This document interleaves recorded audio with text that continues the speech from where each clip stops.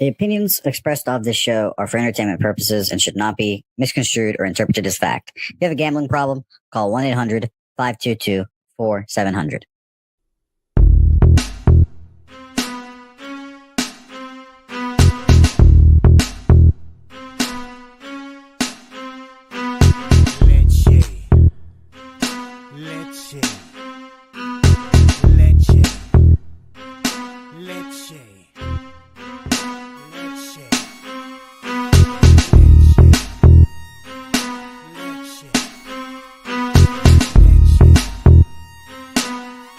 Introducing PubCoin.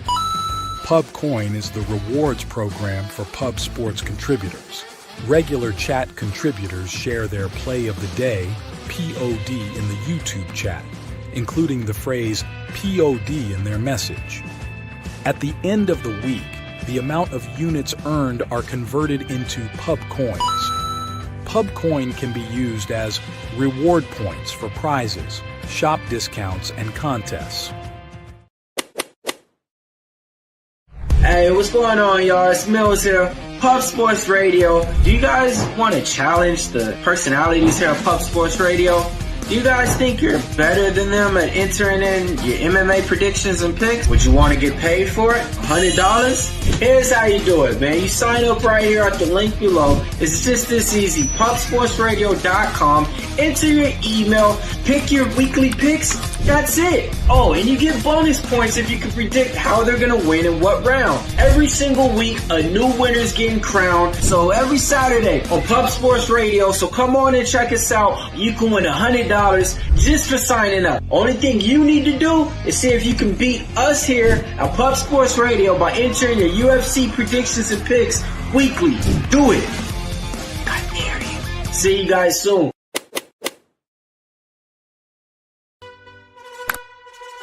Your membership to Gold, you will be automatically entered in every horse race, every Wednesday and Friday. It is time to race horses. We are racing camels today. Shout out to the Gold members. We're racing in San Antonio immediately here. And we're off. 2 minutes, 74 canals on this racetrack. It's wide.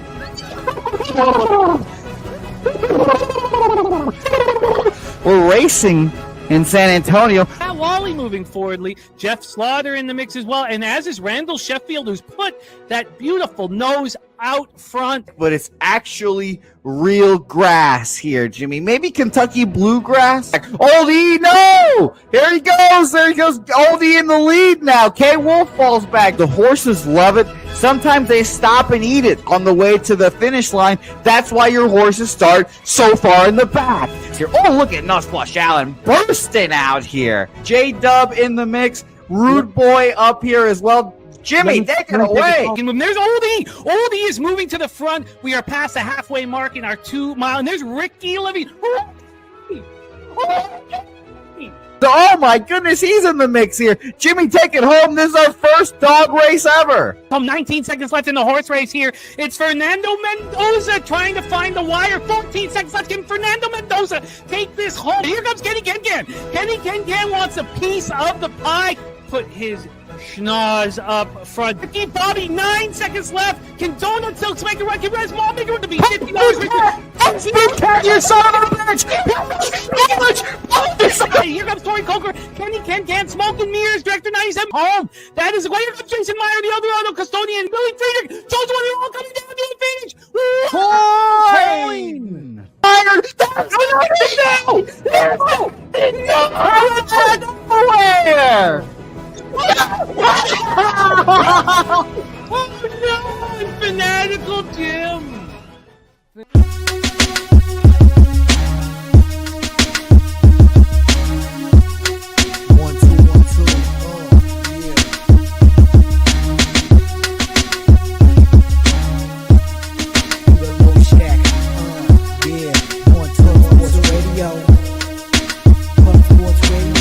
From the club of Peter Loshak, legendary sports handicapper, more dapper than a dawn. By the young phenom known as Jimmy, who declared one day that the bag was here to stay. Information like a PSA when we all PSR Pub Sports Radio is all. Is a man named Slaughter and he flip the script. No competition in this but they quick to trip.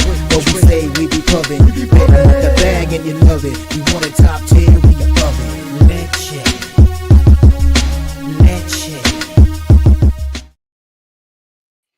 Yo, what's up, everyone? Welcome to Pub Sports Radio. He's Jimmy the Bag. I'm Peter Loshak. Is my audio okay? Can you hear me? Yeah, it sounds okay. Are you got your mic? Are you using the mic? Check 1, 2. Can you hear me? Yeah, we can hear you. Oh my God, I can't hear you. Okay, all right. All right, well, welcome everybody to Loshak in the Bag. Happy Tuesday, May 13th. To all of you, yeah, I can hear you. Check 1, 2. What? Fuck, I can't hear you. I don't know what's going on, but my. Okay, all right. Some decisions were made there. Some decisions were made backstage there. Kong says, "Oh shit, the glasses came off. Shit just got serious." Shout out to all the cappers. Welcome to another week here on Pub Sports Radio. A week that has already got off and rolling with the Medicate Monday, and of course, Rudy, Jay, and Mike. They're a big show rocking here. So we are off and racing, and we're entering week 8 of this hot streak, of which we can thank the Edmonton Oilers and the Dallas Stars very much for. But it all started with Operation Garcia. It's been a very, very, very enjoyable run, and I'm very excited to see if we can keep it going. The work is being done. Pete, can you hear me, my friend? Yeah, now I can hear. I don't know what the fuck is going great, on. Pete. Don't worry. You're in business, man. You are in the business. Welcome to Loshak in the Bag. Peter, how are you, my friend? Yeah, I'm doing all right. You know, it's AI is just fucking ruining everything, all the fun, everything, including sports betting. Other than that, I'm doing fucking great, Jimmy. Okay. Witnessing all the fun being sucked out of existence, but other than that, I guess everything. Yeah. This is as happy as I've been to start a week in a long time. I'm very, very thankful for the opportunity to rock with this group, with this community here on Pub Sports Radio. And the work, I mean, the amount of work we put in, we deserve to succeed. And that's what's been happening for a while now, ever since I got to hang out with you at Pubapalooza. Maybe it was our very final talk, Pete. It was just you and I. We were the last two guys at the bar there, the very, very final night of Pubapalooza. We sat there for about an hour talking after the comedy show was over. Maybe it was that. Maybe it was seeing Razor Sharp Picks and Troy Torn. Now, Troy was doing it at my spot. Razor was doing it at his spot. But waking up at 6 a.m, getting ready to cap, remembering how much fun this is and how we need to do the work to see the glory. And there's going to be ebbs and flows. And there's going to be, it's always darkest before the dawn. That is true. That is true. And I was really dark. I was in a dark place when I came and saw you guys at Pubapalooza. You think the last conversation that we had helped you with sports betting? You were telling me about that guy in the Canadian scumbag comedy club who went right up to your friend, the comedian, and went, "Fuck you," or whatever he said. Yeah, I just think it kind of encapsulated the trip. I left that reinvigorated. I left that ready to go. I left the whole experience so ready to go, and it changed the trajectory of possibly my life. That's how important an 8-week run is. It changes my life. My life has changed. It's so important. That's how it goes. I was reading about the butterfly effect just last night instead of preparing for these games. It's crazy. It's crazy the way the universe is and what matters and what doesn't matter. For anyone wondering, the last conversation Jim and I had at Pubapalooza, he was telling me about some low-rent scumbag comedy club that he and his friends played. And apparently one guy at the end of the show just went right up to his friend who was on stage, and the guy went, "Fuck you!" It was a funny story. What did he say? Yes, he did that. And this was a guy, he's a famous guy now. Due to the books that he has published. His name is Cliff Nesteroff, a very famous comedy historian. He doesn't talk about this story, though. I came in between them because I'd just been yelled at to control the stage. I came in between them, and I said, "Big round of applause for Cliff Nesteroff and his drunken friend." That got a huge laugh, but then he pushed me into Cliff. Cliff's glasses fell off, and I looked at this guy, and there's about maybe 200 people watching, and I was like, this is the most perfect situation in my comedy career. He's incapable of hitting me. He's too drunk. He can't hit me. He's going to swing, and I'm going to move, and I'm going to knock him out in front of everybody. This is going to be the greatest story. He's bigger than me, right? You're allowed to hit somebody bigger than you. I'm like, this is absolutely perfect. It's all perfect. And I had my fists clenched, and I was like, try and hit me. Try and hit me. Try and hit me. And he spat in my face. Yeah. The universe has a way of humbling you, even through vessels like that dude. Yeah. It was not expecting the spit in the face. He ended up getting tackled by 3 of my friends, but still, I just was frozen. I did not expect to have him spit in my face. So there you go. Also, speaking of the butterfly effect, that was a film I did have a small role in. No shit. Butterfly Effect, starring Ashton Kutcher, had a small role in that. And speaking of small roles, Final Destination Bloodlines is out, which means more money for the actors who were in the previous films. So I hope it's very successful. Because we could all use a little more cash in our lives, Pete. Shout out to all the cappers in the chat. Justin McKelvey, Stacks Play Today #1. Giants, Moneyline, Dodgers over 9. That is copied and pasted. And look at our guy, Respect Play of the Day, Rez Mob, who rocked with us. You got to meet Rez, rocked with us year 2 of Pub Up Palooza. He's won 10 of 11. And the Respect Parlay of the Day, Donovan Mitchell 20+, Aaron Gordon 5+ boards, Jokic 20+ points, and Thunder first quarter money line. That is a very, very interesting parlay right there that we will discuss while we break down NBA. Toby Lane in the house says Jets money line is my play of the day, boys. He says, why Jets money line? I see this is scheduled to win. The NHL clearly robbed the last game with a bad goal decision. Dallas players slashed the refs without consequences. We all know what happens after those kind of games. They will be leaning towards the Jets side tonight, and the Jets will end up winning on the road now in a must-win with the whole world against them, saying they cannot win on the road. That's a great breakdown. Isn't Toby Lane a great capper? I mean, we're on the other side. I'm on the other side, but that's a hell of a breakdown. He's a great capper. I'm going to copy and paste all of Toby Lane's breakdowns, which we are about to discuss. We have one game on the NHL card. I probably should have waited to talk all about that before we set that up, but I have a couple more things I want to copy and paste and a couple more things I want to lock in here from the cappers in the chat. But that's a great breakdown. It's going to be fun to talk about. Saturate says a draft lottery rigged. Can't believe Nico gets a get out of jail free card. He does not deserve one. Spooner in the house. Shout out to our brand new show on Sunday. What a hit it was. Walk-Off Wagers starring Morgan Spooner and Wine Time Sports. What a job they did. Our Sundays are going to be heating up here at Pub Sports Radio. Spectacular work from the boys. Old E in the house. And there's Spooner's action. There's Old E saying, can't say it enough. Great show Sunday with Spoons, Bets, and Wine Time. Copying and pasting Spooner's action here. Thank you for sharing, Spooner, my man. Ronnie Lofton ready to get to work. And Gorky, thank you for the dono, my friend. Arthur Fields Moneyline versus Zverev. Thank you for sharing that with us, Gorky. That is copied and pasted. Go get that cash, Gorky, my friend. Let me just get this here set up. We are going to be moving quickly here through the card. Shout out to everybody joining us. We got the Skunt Blaster in the house. Tex Styles ready to go. Perky ready to eat.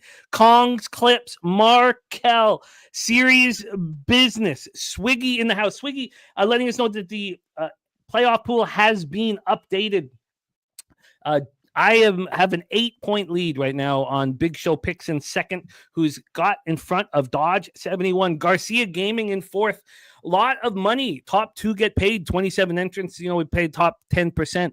So there's some cash available. And Garcia Gaming in fourth. Salty Pete in fifth. Ramon Scott sixth. Crystal Craig in seventh.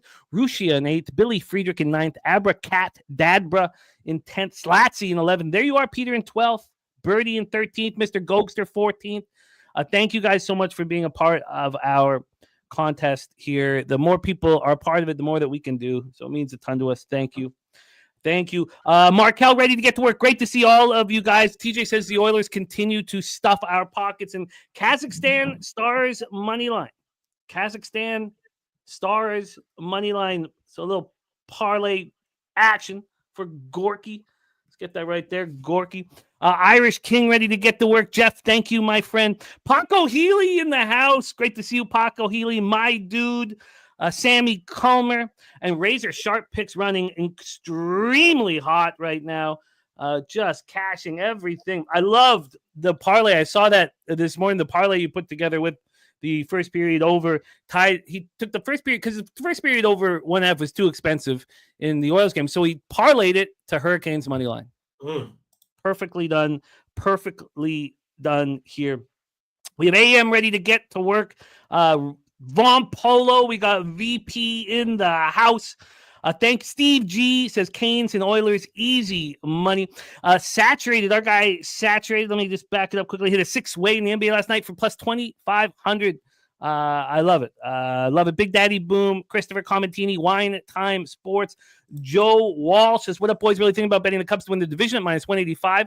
Every other book's at minus 350 or above. Says, what do you think, Loshak? I will copy and paste that. That will be our question before the Chicago Cubs game. Because the Chicago Cubs game is an interesting one, and we got some more than that. But we'll hit that, Joe, right before the Cubs game. T-Moss in the house. Rushia, great to see you. Says, I want to see how my fellow Celtics fan, Jose Bouquett, is doing after last night. That's not the way we wanted it to end. Certainly not the way we wanted it to end. Lil Domo says, I appreciate all this Oilers money, my guy. Lil Domo, I tell you what. I'm not sure if I bet them tomorrow.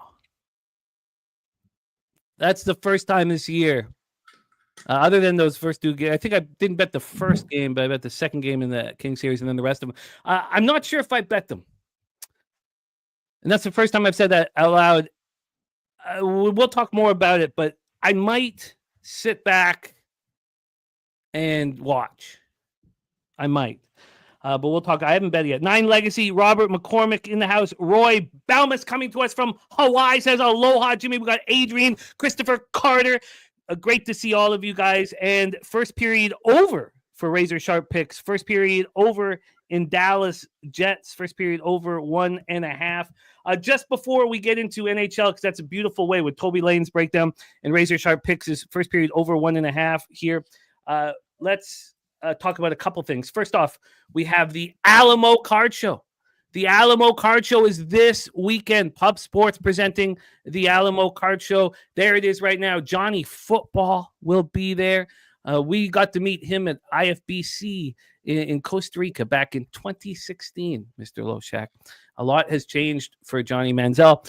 Johnny Manziel will be there. Anybody in the San Antonio area, please. I'm not sure. As last I looked, there was over 90% of the tables were sold. I'll find out. I'll ask Jeff if there's any more tables available.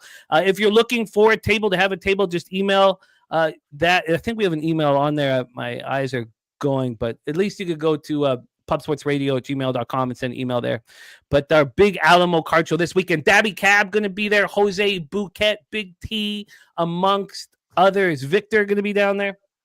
So check it out. The big Alamo Card Show. And also don't forget about Pub Sports TV. It's our new project that we are doing here at Pub Sports Radio. Higgsy is on it as well. Higgsy, we have the Hitting the Books channel with Bobano on it. We have the Earl Brothers, a lot of great stuff on that. So please check us out, Pub Sports TV. And there it is. A vendor application and tickets are on alamocardshow.com. Thank you there. Thank you for that. So, and Steve G says, Oilers close it out. I want to talk it out. I haven't bet it yet. And you know that every single time I bet it immediately to beat the line move. I just haven't bet it yet. You know, I am enjoying counting all the money. And I haven't bet yet. And I've got futures on them. So I can't wait to talk about all this. Peter, let's get rolling here in the National Hockey League. Set us up for West second round, game 4. Dallas leading the series 2-1. American Airlines Center in Dallas, Texas. All right. Well, I did have Dallas in game 3 to get a win, just because, as you should. It seemed like the right thing to do. And now, you know, people are talking about how Winnipeg is in a big bounce back spot, which I agree with. You know, I'm not quite savvy enough on the X's and O's to figure out if they're a good bet on the money line. I do agree with Razor Sharp Picks, though, that I would be liking, first period over and Winnipeg to score in the first period Winnipeg has some offensive firepower that they can dial up if they need it, right, Jim? Is Dallas going to come out for this game and try to make it a 1-0 or 0-0 first period? I have a breakdown set up for this game that does go against almost everybody here. All right. Well, unless you have some insight into how hockey works that tells you that Dallas is going to try to come out with a very conservative, low-scoring strategy for this game, I'd be liking first period over and Winnipeg to score in the first, and maybe Winnipeg team total over for the game. I like it. I like it. I'm on the Dallas Stars tonight. Just like yesterday, there's a bunch of our colleagues on Vegas, and I said, look, I get it. Situationally, I get it. Fishy line, I get it. But the better team is wearing blue and orange, and 60 minutes of a hockey game will show it. And I believe the same thing here. The Winnipeg Jets fans and Canadian fans in general, Canadian fans meaning fans of Canadian hockey teams, they love excuses. They love them, and they're real. Every single team that wins the Stanley Cup is in a state that doesn't pay a state income tax. It's unfair. There's a litany of excuses that Canadian hockey fans have. And the Petrovic goal, should have counted, shouldn't have counted. Marchman's little slash tap of the refs getting by, should that he have been suspended? Look, it's up to you guys if you think that he should. Look, I believe that the Stars are the better team. And Pete DeBoer is a coach just like Paul Maurice was last year, just before he finally won his cup. Now, Peter DeBoer is a much tougher coach. Paul Maurice is more of a player's coach, and we'll get into all of that. Winnipeg Jets' problem is Connor Hellebuck. I mean, I'm just shocked at this. I bet the under in Game 4, which took not as much. I didn't put as much on it as I had on the Stars, but it took some money, out of my pocket because I was scared that Hellebuck had woken up. I don't think that he has, unfortunately. I hate it. I hate that there's a ghost for him out there in the playoffs that we'll be talking about for the rest of his career. 5-5, 3.51 goals against average, 848 save percentage, 1 shutout. AM says, am I crazy? 1-9 to the under last 10. Yeah, that was the first one that went over, was the one I was on. And he's looking at the under 5.5. I get it. I'm just keeping things clean right now. If I believe I have such an advantage with the Oilers and the Stars, why am I getting in the way of it? I told you guys also for the team totals in that Edmonton series, just don't ever take it at 3.5. Now we have the opportunity in Vegas to bet the 3. Always bet the 3. If it's minus 135 or less, just bet the team total over 3. Don't go for the 3.5. Ottinger is the best goaltender in the series. 2.71 goals against average, 911 save percentage in the playoffs. Winnipeg had the number 1 power play in the National Hockey League during the regular season. And Toby Lane says Heiskanen returns tonight. Wow, we've been waiting for that to happen.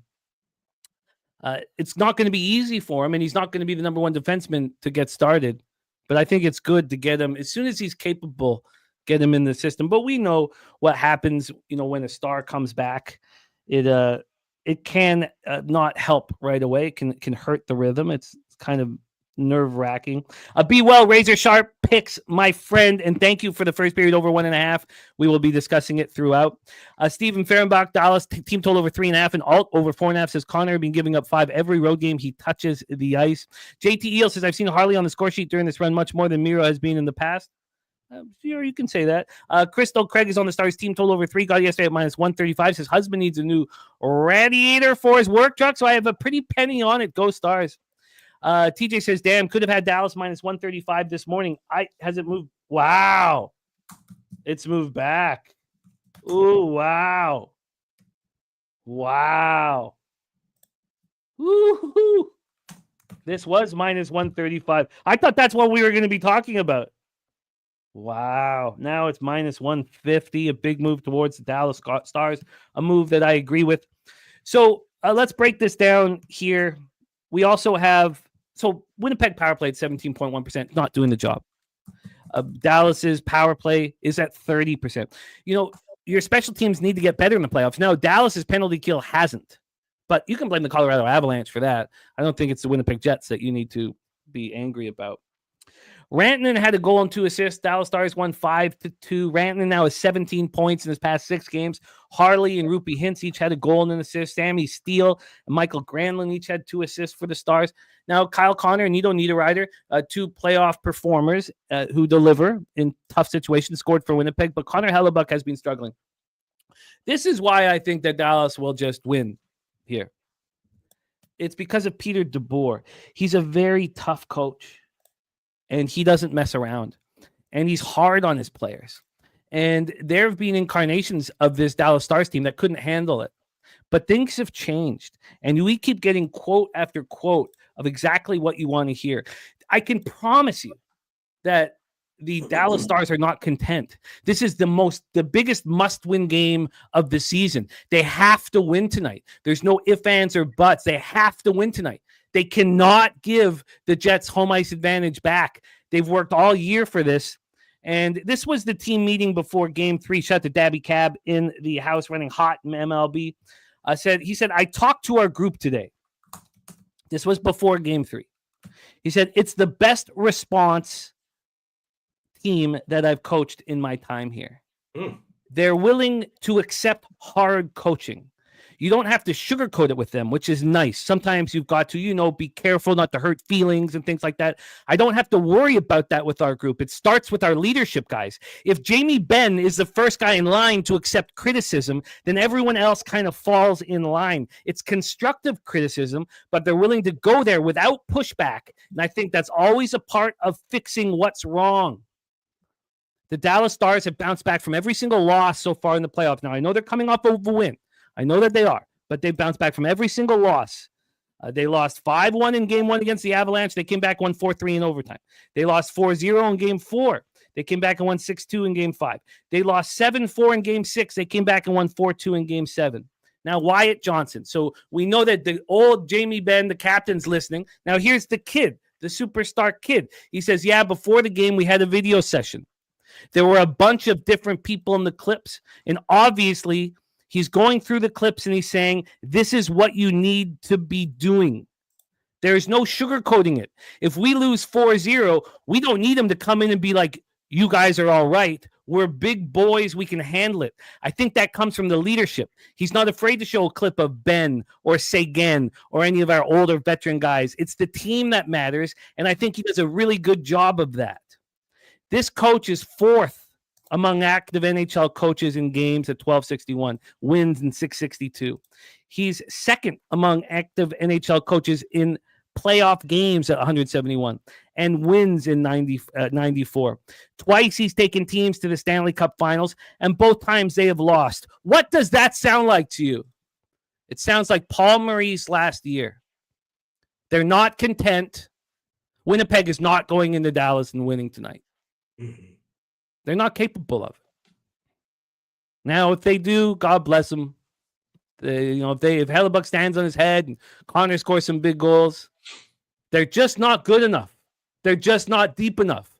They're just not tough enough. They're just not fast enough. They're just not good enough. So I'm on the Dallas Stars. Toby Lane's breakdown is a thing of beauty. It's a thing of beauty. Ricky parlaying Dallas to Edmonton tomorrow.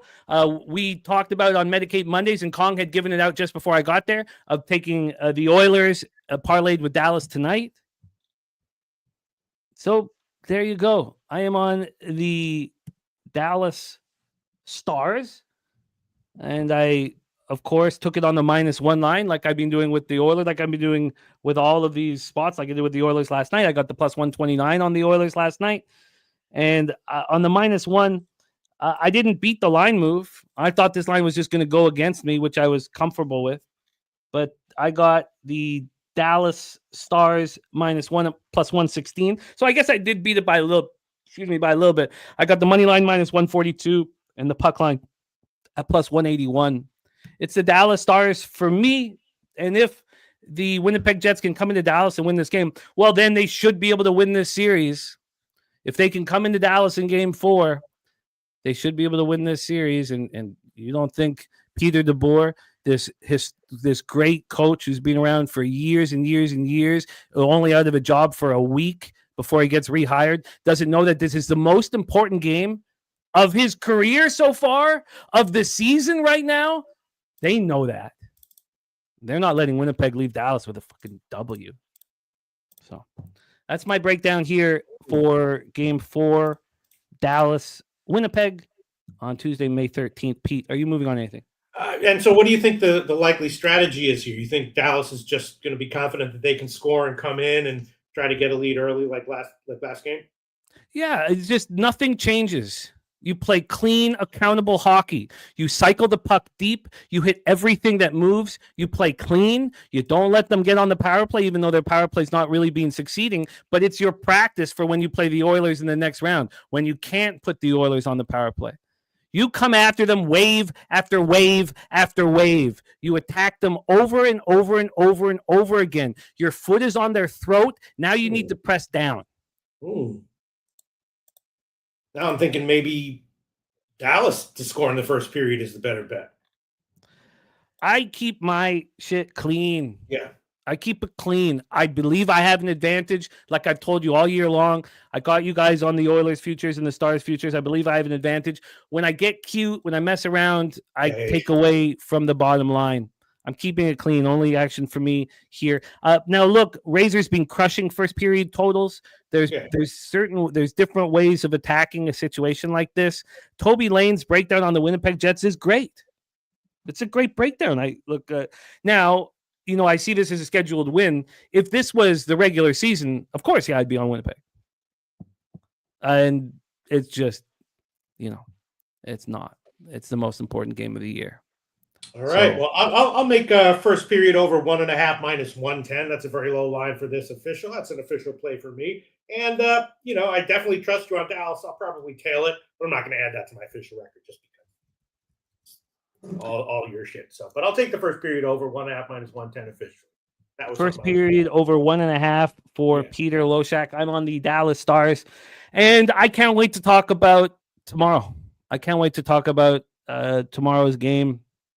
I'll be thinking about it constantly, but I have not moved on the Oilers yet, and we'll see. We'll see how it all bangs out. But there you go. That is our NHL coverage for Tuesday, May 13th. Thank you guys for rocking for us.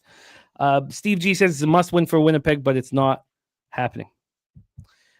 And Christopher Carter says, don't have the athletes, Jim, like the Cavaliers. I can't wait to talk about that as well.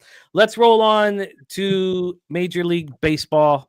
Our star of baseball programming here will be here with us shortly. So let's get to work, Pete. Let's get to work here. Let me move this over. And, thank you, Jose. So let's get to work. 6:10 p.m. Eastern, we get started here, Pete. Milwaukee Brewers 20-22, 8-15 on the road at the Cleveland Guardians, 24-17, 13-7 at home. We're at Progressive Field in Cleveland, Ohio. We have Quinn Priester going up against Logan Allen. I'm a fan of Quinn Priester. It's also because everybody thinks he's trash, and I don't agree with it. Very highly thought of prospect. And I think that there's money to be made in Quinn Priester starts. His last start, 9-1 loss at home versus the Astros. It wasn't on him. He allowed 1 earned run over 5 innings. Now, 3 runs were scored, but some sloppy play behind him. 3 Ks, 3 walks. Better than it looks. On the road, he's not been good so far this year. He's 14 innings, allowed 18 hits, 8 earned runs in those 14 innings. The K to walk ratio is terrible. 9 Ks, 9 walks. He's allowed 1 home run, and opponents are hitting .321 against him. And speaking of opponents, it is lefties that hit him very, very hard. Lefties crush him. Lefties against Priester are hitting .273, 918 OPS. Now, lefties are hitting Logan Allen harder than that, but still teams are nervous about putting too many lefties in a lineup against the lefties, even against the lefty, even if there's reverse splits like we have with Logan Allen. Let's take a look at the lefties in this Guardians lineup that we need to worry about. And again, there is some rain issues, which we'll go over, but they're going to fill their lineup with lefties. They're going to have one righty against Priester. Kwan, Schneemann, Ramirez, switchy, batting from the left side. Santana, switchy, batting from the left side. Manzardo, Naylor. Arias will be at short. He's the only righty. Then Nolan Jones and Martinez, another switchy, batting left. Now, the Brewers are not going to be afraid to have lefties in their lineup.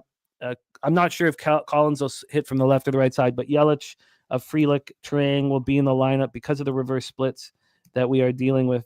Let's take a look at the weather situation here. This is in red, meaning that it's a possible weather delay or rain out, but they're not. At this point, Swish says this is unlikely weather delay.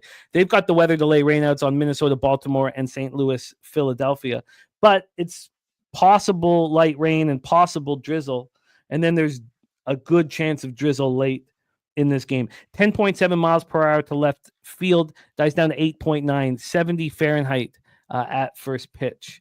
Going up against Logan Allen, 1 and 2. There I know. Sorry. Billy Friedrich. Sorry. Billy Friedrich. Great to see you, Billy. I've missed it. And I'm saying a lot of rain games today here. And sorry, we have a question from our friend Kong saying, do the Leafs and Panthers not play today? No, there's the extra day here for them. So then on the 14th, tomorrow, we have just the Panthers and Leafs. Oh, no, we don't. Sorry, we have Panthers and Leafs in Edmonton, Vegas. Sorry, it tripped me out there for a second. I thought it might have screwed something up. Billy Friedrich says White Sox are MLB best, 16-5 on the home run line. They're 9-12 at home, straight up. Bet Sox first 5 home run line. They're live. Bet against the Sox. This has been printing cash, says our friend Billy Friedrich. Billy, have you dropped the pig milk play today? Let me know if you have delivered the pig milk play of the day as well. So Logan Allen here, 1 and 2, 4.33 ERA, 1.67 WHIP. His K to walk ratio has been atrocious as well, 25 Ks and 19 walks, but he's only allowed 3 homers on the season. He's coming off an 8-6 win at the Nationals. He only went 4 innings. He allowed 3 earned runs. He's been terrible at home. He's only made it through 9 innings. 13 hits, 7 earned runs, 6 Ks, 5 walks. Opponents hitting 342 against them. Lefties are smashing him at 387, 943 OPS. Righties 267, 740. Brewers as a team against lefties are not hitting them hard. 223, 614 OPS, while Guardians versus righties 238, 706. Again, this is full year stats. I was going to move it over to 30 days. It was just taking too long, so I switched it back. Christopher Comentini says both pitchers can get hit. Brewers bullpen is still being a problem, 4.63 ERA, 1.35 WHIP, while the Guardians bullpen 3.92 ERA, 1.39 WHIP. We'll touch on the line history here for this one. From a line history standpoint, we have the Cleveland Guardians on the money line at minus 122. They opened up at minus 115, so we've had 7 cents of movement towards the Guardians. On the total here, we have a 9. It's minus 117 to the under. This opened up at 9, minus 105 to the under at 7:46 p.m. last night. So we've had 12 cents of movement towards the under. So let's bring on the star of Say Hey Plays to hear the plan of attack from both him and our friend Peter Loshak, coming to us from our home studio in San Antonio, Texas, in the Southtown 101, the best bar in Texas. Please welcome Jose Bouquett to the show. Jose, how are you? I'm doing all right. As good as I can be. Ready to talk some ball. Well, let's do it. DC, I think you mean the under 9. You imagine you mean the under 9, DC, as this is a 9, unless you're going for a big plus money score.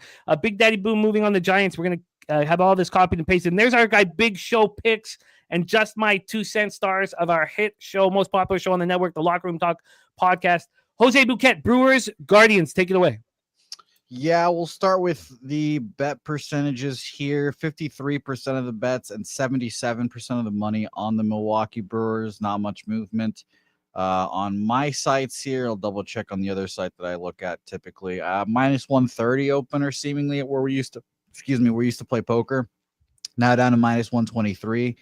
with all that Brewer money. So that's semi-interesting.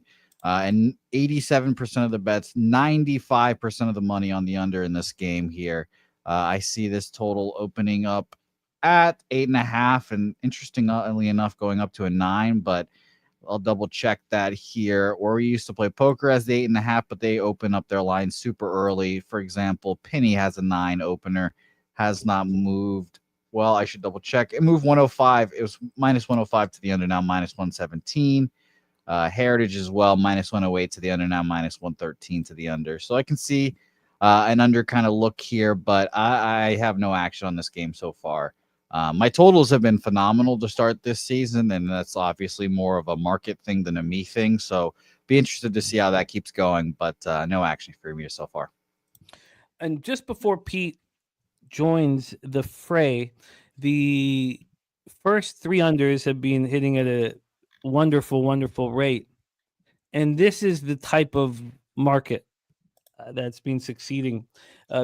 Very pedestrian pitchers with, average to poor numbers, and the market moving it towards the under. Now, generally speaking, when we've had the average to poor pitchers, the market moving towards the under, the weather's also helped. And I'm not sure if that counts here, despite the rain, because it is blowing out to left field. The first 3 under 2.5 at plus 115. Let's hear from Mr. Peter Loshak, Brewers Guardians. I was definitely leaning Cleveland at the line, but that's full game. I definitely would not feel comfortable. First 3 and first 5, I would actually be leaning over on both those. So if these guys do get hit, then seriously thinking about taking a live under, that's for sure. Leaning Cleveland at the line, and obviously Priester over 2.5 walks and plus money is intriguing, but looks like it's going the other way. So I'll just hold off for now. Definitely leaning Cleveland in the under, though. What is your expectation of Quinn Priester is to walk more batters?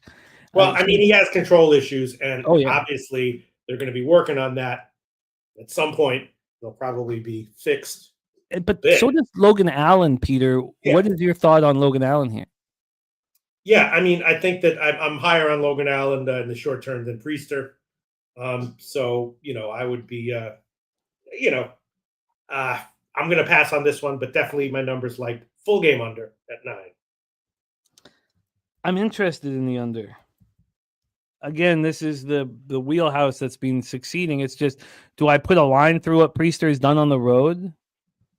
That's not easy to do. Do I put a line through what Logan Allen's just done generally? Again, that's not easy to do. We want to trust these bullpens. So we have a question from our friend TJ. Does Pete have any concern betting pitcher overs when rain is involved? Oh, you mean props wise? Yeah. Of course. Absolutely. But you would still feel comfortable with the walks here? Not really. That's why I'm passing on the game. Yeah. I have some interest on the under. Just before we move on, Pete, we have DC Capper on the under. What is keeping you off this under, Jose? There's just a lot of bets and money on it. Find it again here. Milwaukee. Sorry, it's taking me a second to find it. There we go. 87% of the bets, 95% of the money on the under. Just a lot of money and bets and money to be on the under. Maybe it's what we say public, but I do like I just like it enough just to not to move on it, I guess. I mention it here, but it's just a lot of bets and money on it. Great stuff from Spooner here. Says, his ballpark pal has progressive field basically neutral today. Plus 10% home runs, but minus 10% singles. Interesting. Every park besides Orioles and Great American Field are pitcher friendly today. The thing about the amount of tickets on the under is I think it will change drastically, Jose, as the day goes on. So I'd like to revisit it at the end of the show, because who in their right mind would want the under here? And I think it's a really sharp look. How many tickets are they showing you? What the ticket count is? I don't think that does. No. Here, even here at Action, which, again, I've not made myself comfortable with the other sites, and I will. at some point. But here, 43% of tickets, 36% of cash on the under, which we never see, right? It's always, 10 or 8%. So clearly, cappers are betting the under here, and I think it's a sharp way of looking at it. Again, I'm going to need more time with this one. AM kind of liking the Guardians' first 5 team total over. Let's roll on. Jimmy, if this moves to 8.5, would you still move on it? Would you be more confident because the line movement, or would you just be pissed you didn't get the 9? I would be more confident, I think. I think I feel the same way. I wouldn't be against paying for it as well. I'd pay up to if it moves to 8. I wouldn't be if the market makes some sort of a signal like that. I wouldn't be against, paying up to minus 125 or minus 126. Not minus 130 though. No, I think that I've tried to get. I still can't get over the straight minus 125s. My ROI is terrible on them. So because in my head, the 9, if it moves to 8.5, the 9 would be minus 130. But I don't know. Obviously, your books are different. Well, I see a lot of juiced under. Sorry, a lot of juice minus 125. So I'm figuring it's going to move. But I'm looking forward to keep an eye on it here. Mr. Slaughter in the house again. We talked off the top. Don't forget, if you are in the San Antonio region, we have the Alamo Card Show this weekend. Dabby Cab will be there. Jose Bouquett will be there. Big T, Vic, and hopefully lots of other of our Pub Sports Radio guys. So do check it out. All right, let's roll. And DC Capper adamant on the under 9. We move on to our next spot on the board and our big 7 fading teams on a 7-game winning streak. Switching cities failed to menace yesterday. So I have built the spreadsheet for it now. Not built it, but set up a spreadsheet for it. And that was the 4th time this year that is 7 with the Phillies last night. And it wasn't a great situation. They were coming off Sunday Night Baseball, but I bet it anyways. So that was our first loss. It's on the -1 line. So, we're still up 2.5 units on it. It's 3-1. Just to take you guys back, before last night, these were the 3 games that it fit here. And let me pop that here. These were the 3 games that it fit. So April 4th, the Dodgers had an 8-game winning streak. They went to the Phillies. Phillies were plus 117, and they cashed the Phillies. Then April 4th, the Padres had a 7-game win streak, and they were at the Cubs. And that was when the market really – that was the reason why I moved on the Phillies last night, was because we took the Cubs – we had to take the Cubs -1 at -109 against team on a 7-game win streak. Then we had the Mets on that 7-game win streak against the Nationals plus 162. So we just got the first loss here. TJ's model has this. Now, TJ, again, that's our first game. That is the Brewers game, I believe, that you're speaking of. I expect that's what he's saying, which has his model going under 61%, 8.6 average score. And this is another thing that I've been telling you guys about, copying and pasting as much as you can during the show of Capper's notes. I've got DC Capper. I've got other people here that I'm copying and pasting. I've got AMs. I copy and paste everybody's actions so that I can discuss it here. No, it's all good, TJ. Thank you. It's very, very, very helpful. So we have a weather issue here. We also have what I consider probably it still has to be a must bet despite the market here, and that's fading the Minnesota Twins off the 8-game winning streak, switching cities. Another thing that's helped us before is, and it helped us in that Dodgers game. There was a day off in the Dodgers game too. The Dodgers had a day off, then switched cities, and we still faded them, and it was very, very good. Simeon Woods Richardson going up against Cade Povich. Let's start with the weather here in Baltimore. Light rain and then full rain. I don't see how this game goes, unfortunately, which means we'll have to wait a day to move on this.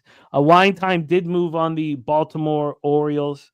The total right now is a 9, -108 to the under.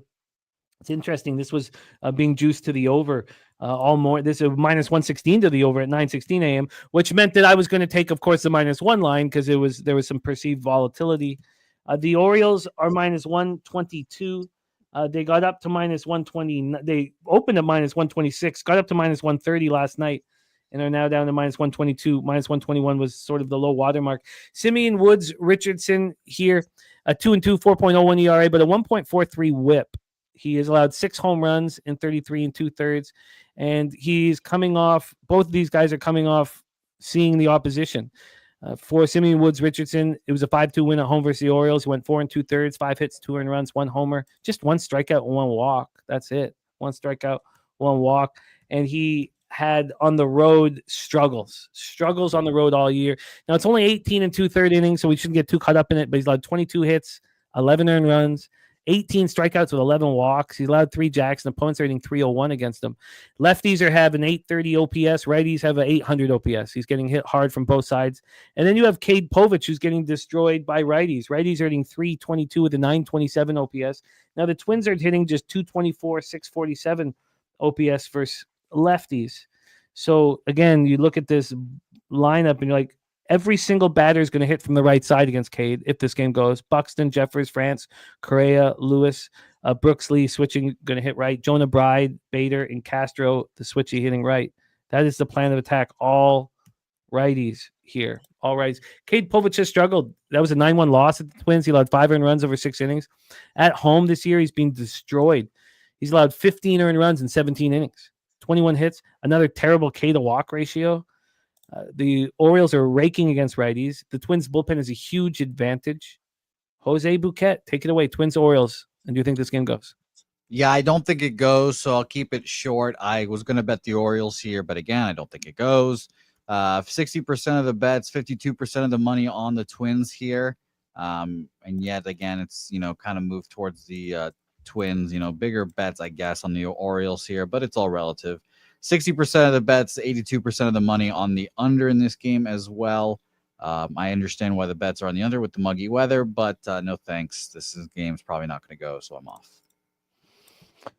Yeah, I'm still going to bet it just in case. Let's hear from Peter Loshak. Take it away, Twinkies, Orioles. Well, you said it because of the weather. It's very iffy. If there were no weather issues, I would be leaning. I would actually be leaning Woods Richardson over 3.5 Ks. Leaning like Jackson Holiday to get a hit and over 1.5 hits, runs, and RBIs at like minus 110. But gonna have to pass, I guess, just because of the extreme uncertainty for the weather. Although the holiday prop is probably okay. Yeah, I get it. I'm still gonna make the bet on the Orioles, and depending on if it stays at 9 juice to the over, I'll be on the Orioles. On the -1 line. And AM really liking that Orioles first 5 team total over 2.5. Let's roll on to Jose's Boston Red Sox at the Detroit Tigers. What a baseball team over in Michigan. Comerica Park is hosting this one. Let's touch on the weather here. We have 68 Fahrenheit, possible drizzle early, possible light rain late. This game is supposed to go. It's not the Minnesota-Baltimore game that Swish doesn't think will go. So, and also Spooner says Twins sacrificed their bullpen arms to the gods to win that last series. Pitchers going 4 to 5 days.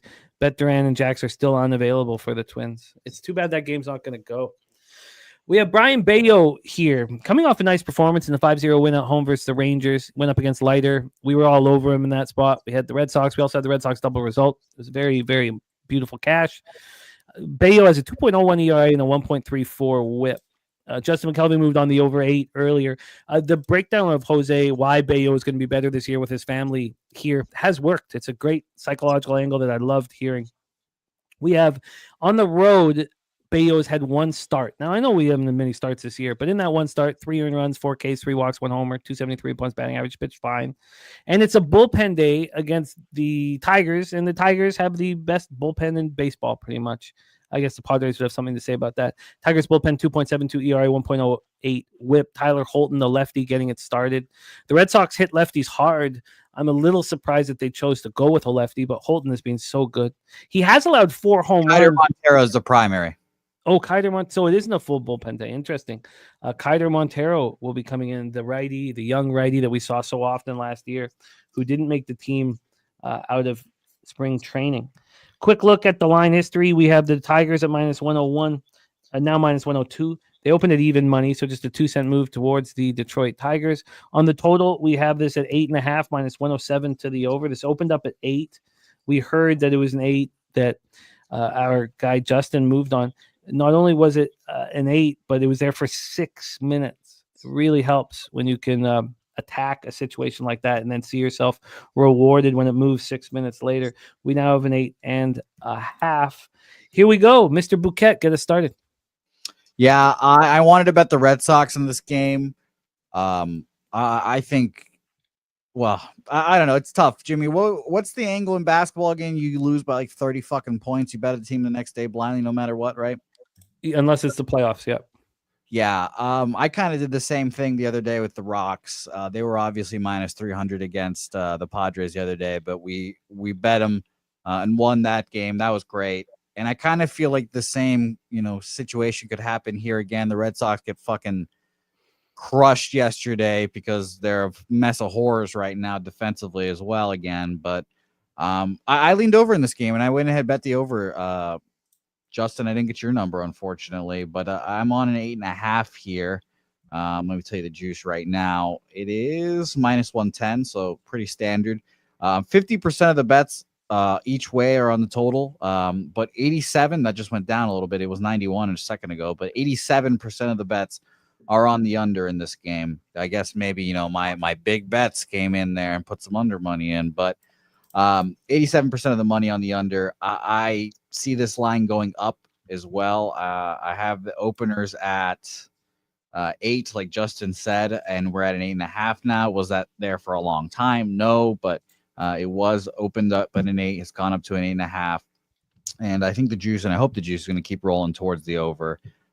Red Sox come out. I think they show some backbone today, but it seems like Bayo is not going to deal today either. So I ended up staying off the Red Sox side and just taking the over. Mr. Belvedere on the Red Sox minus 103. Spooner says Bayo due to get touched. Tigers didn't use any of their good bullpen arms last night, so they have everyone available. Montero, the primary, for 4 to 5 innings. Christopher Comatini says Bayo xERA is 5.56, so a very possible regression here. Mr. Loshak, the Boston Red Sox at the Detroit Tigers. Yeah, I mean, Bayo is a tough one because he has, quote unquote, electric stuff. And so the right pitching coach can really, and pitching, team of coaches can really help a guy like that. But you never know exactly when it's going to happen or how likely it is to happen. So, I kind of have my eye out for, and when Bayo, does well, he suppresses hits. And when he doesn't do well, he has like a lot of walks. So he's the kind of guy who will have like a bad start where, his walks prop goes way over, his earned run prop goes way over, but his hit prop might actually go under. So, kind of have my eye out for Bayo under hits props, but I'm not going to pull the trigger here. And Jose, can you give me the cash flow on the side, please? 62% of the bets are on the Boston Red Sox, 75% of the money on the Boston Red Sox. A little bit too public for me. That's why another reason why I was not on the Red Sox. And TJ saying, let me warn you guys. It might not happen today, but in quotations, I think it does. Bayo's metrics are terrible. He will crash soon. I mean, how is this not? I mean, yes, you have, and also the 30 plus points in an NBA can work in the playoffs too. It's just not an automatic. It's just, in regular season, I don't even look. It's not automatic. That's what's so funny how we see this. I'm like, he crashed soon. I'm like, he already crashed. I'm like, he might get better soon. But yeah, his ERA and his ERA. His whip too is, I guess, it's higher than anyone would expect. But that's interesting that you put it there. By the way, under bets are coming. He's already crashed hard. Under bets are coming in this game. It just changed to 54% of the bets are now on the under from 50-50. Now 92% of the money on the under again. Well, I just think that the advantage on the hill is this Tigers bullpen is so good. Jesus, Pete, the sun just hit you right in the face there. Oh my God. That's the universe trying to tell me something. Oh, there's your parents beckoning you to join them. Yeah, the Holy Spirit just called upon Pete there for a hot second. Yeah, if I hear organ music, I'm out of here. All right. Okay, I'm interested in the Detroit Tigers. I'm quite interested. So yeah, the fucking Grim Reaper standing right up. I'm doing a fucking show here, Grim Reaper. Hold your horses, asshole. All right, let's roll on. 6:40 p.m. Eastern. We have the Chicago White Sox 12-29, 3-17 on the road at the Cincinnati Reds 20-22, 9-10 at home. We're at Great American Ballpark in Cincinnati, Ohio. Let's take a look at the weather in Cincinnati. We have rain throughout, but it becomes possible light rain late. And this, there's so much rain sort of on the Eastern Seaboard, but this is another issue here. But it's not listed as going. Let's see, does RotoWire have this one gone? Yeah, the RotoWire does not expect this one to go. Let's go. Jonathan Cannon going up against Andrew Abbott. Jonathan Cannon, 2-4, 4.09 ERA, 1.45 WHIP, 33 Ks in 44 innings. His last start was pretty good. It was a 2-1 loss at the Royals. He made it through 6 innings. He did allow 9 hits, but they weren't hard. He did get hit for a jack. Overall, 2 earned runs and only 1 strikeout. His strikeout numbers have been dropping quite a bit over the last little while, and he has not looked very good on the road, even though that was an impressive road start. 5.65 ERA, 28 2/3, 31 hits he's allowed, and 18 earned runs in those 28 2/3, 19 strikeouts and 12 walks. He's allowed 6 home runs. So, again, an important thing to know about Jonathan Cannon, he's not allowed a home run at home yet this year. All 6 home runs have come on the road. And here he is in Cincinnati. Andrew Abbott on the other side has looked very good this year. 2-0, 2.25 ERA, 1.17 WHIP, 31 strikeouts in 24 innings. He's allowed just 3 home runs. Coming off a 5-inning performance at Atlanta, and he looked great. Now, he only made it through 5 innings, but 8 strikeouts. It was a 2-1 extra inning loss. He's not pitched at home very much. 9 innings so far in 2 starts. He's allowed just the 1 earned run. Opponents hitting 161 against him. Lefties are hitting 174, 544 against him. Righties 190, 635. Against Jonathan Cannon, it is the righties that do more damage. 289, 804 OPS is what the righties are doing against Cannon. So, again, the Reds do have some righties. McLean, Dela Cruz will hit from the right side, be switchy. Austin Hayes, Steer, Stevenson, and Santiago Espinal. I wouldn't say he's a big bat or anything like that. White Sox versus lefties, 217, 594 OPS. Reds versus righties, 245, 712. So obviously a nice opportunity for Abbott to shut down the White Sox. The White Sox bullpen's been better than we expected it to be. 4.62 ERA, 1.38 WHIP. And the Reds bullpen's been very good. Very, very good. Spooner says if this game goes, this has the highest affected park run factor on the board today. Again, it is not blowing out, but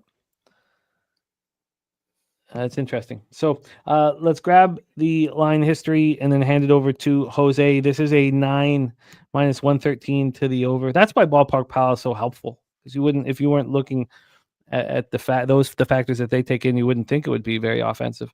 This opened up at 9. It went up to 9.5 at 10:39 p.m. last night, and it came right back at 10 this morning. So we have no movement on the total.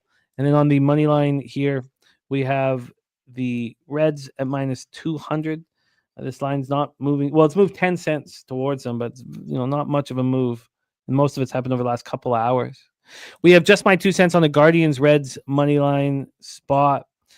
And there is a nasty night in the house. And AM talking about the low pressure, high humidity. It is sticky there. From a cash flow standpoint, we have we'll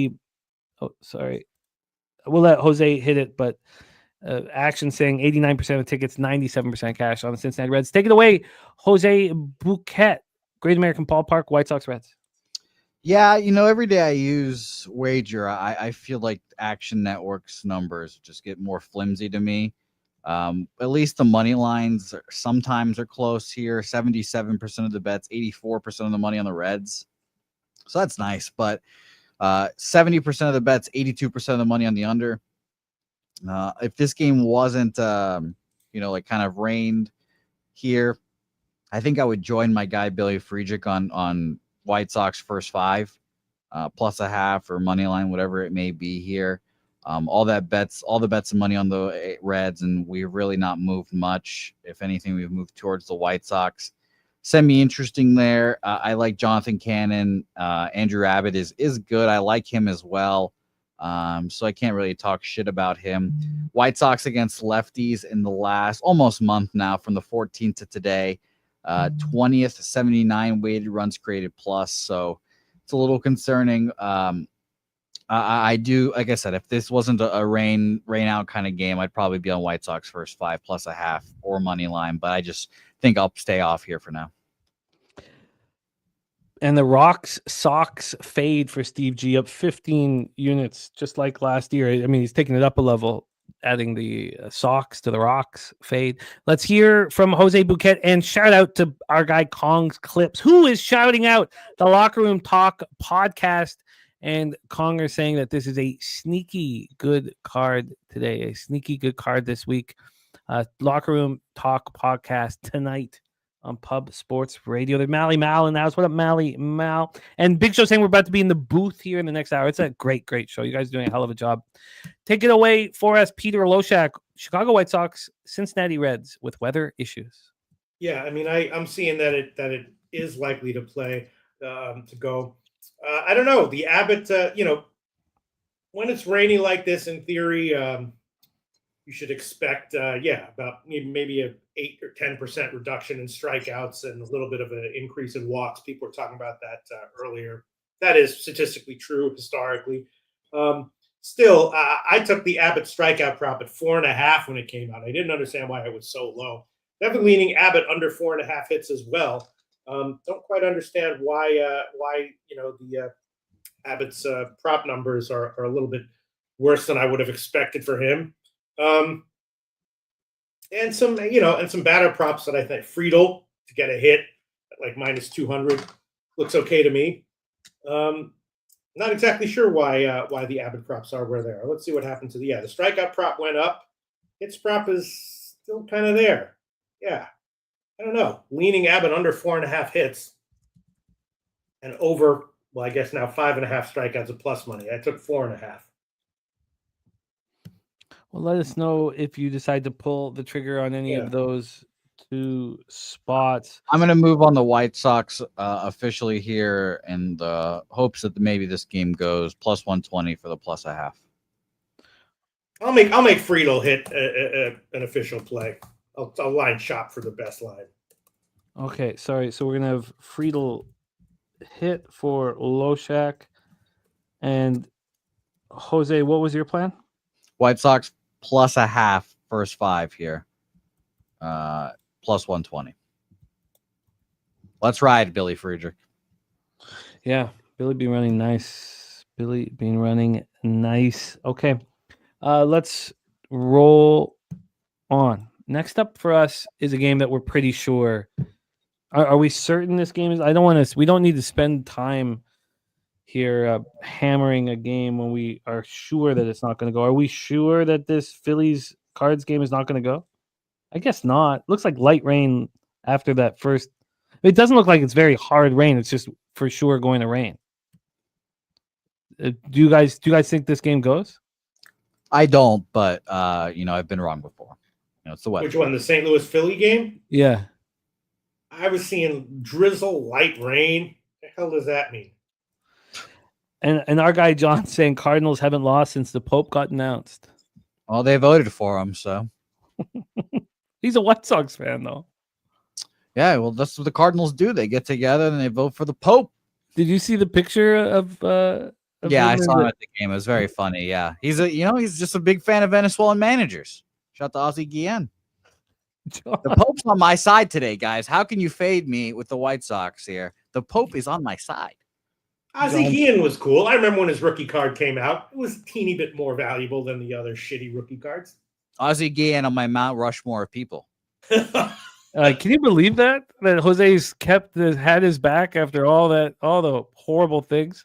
Yeah, I will. Omar Vizquel out.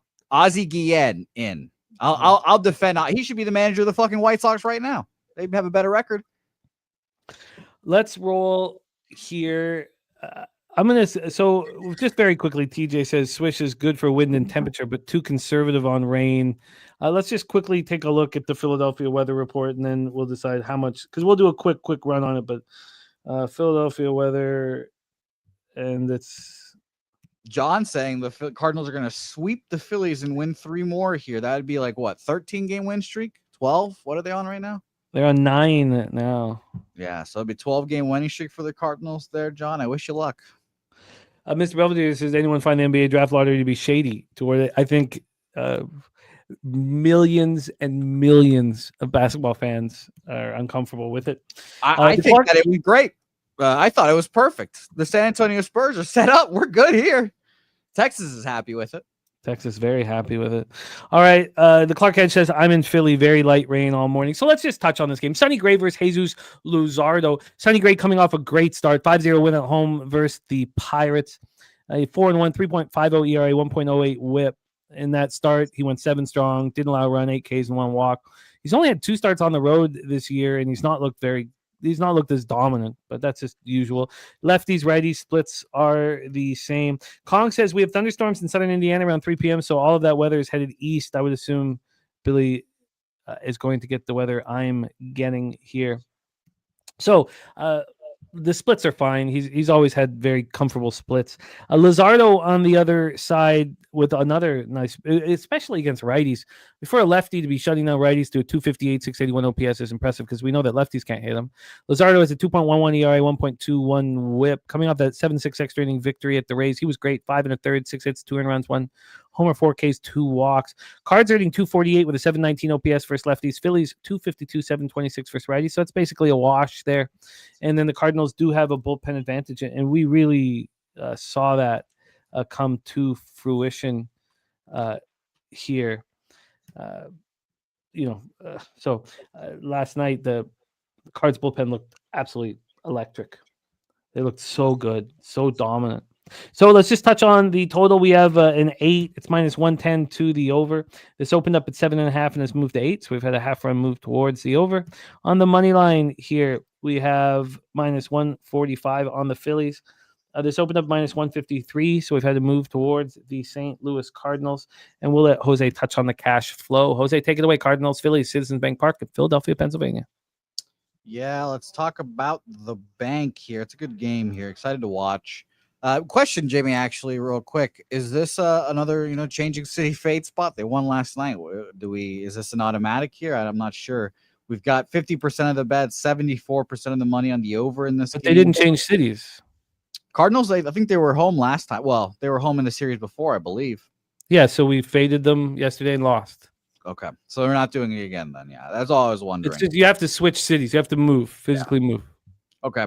Well, 66% of the bets are on the Phillies here and 75% of the money on the Cardinals here. So big bets on the Cardinals seemingly to keep this win streak going. Hopefully they know John's, proclamation in the chat that they're going to win these next 3 games. And by the way, Troy Torrance, another proclamation that the Cubs have just started their 9-game winning streak. So good luck to you there, Troy.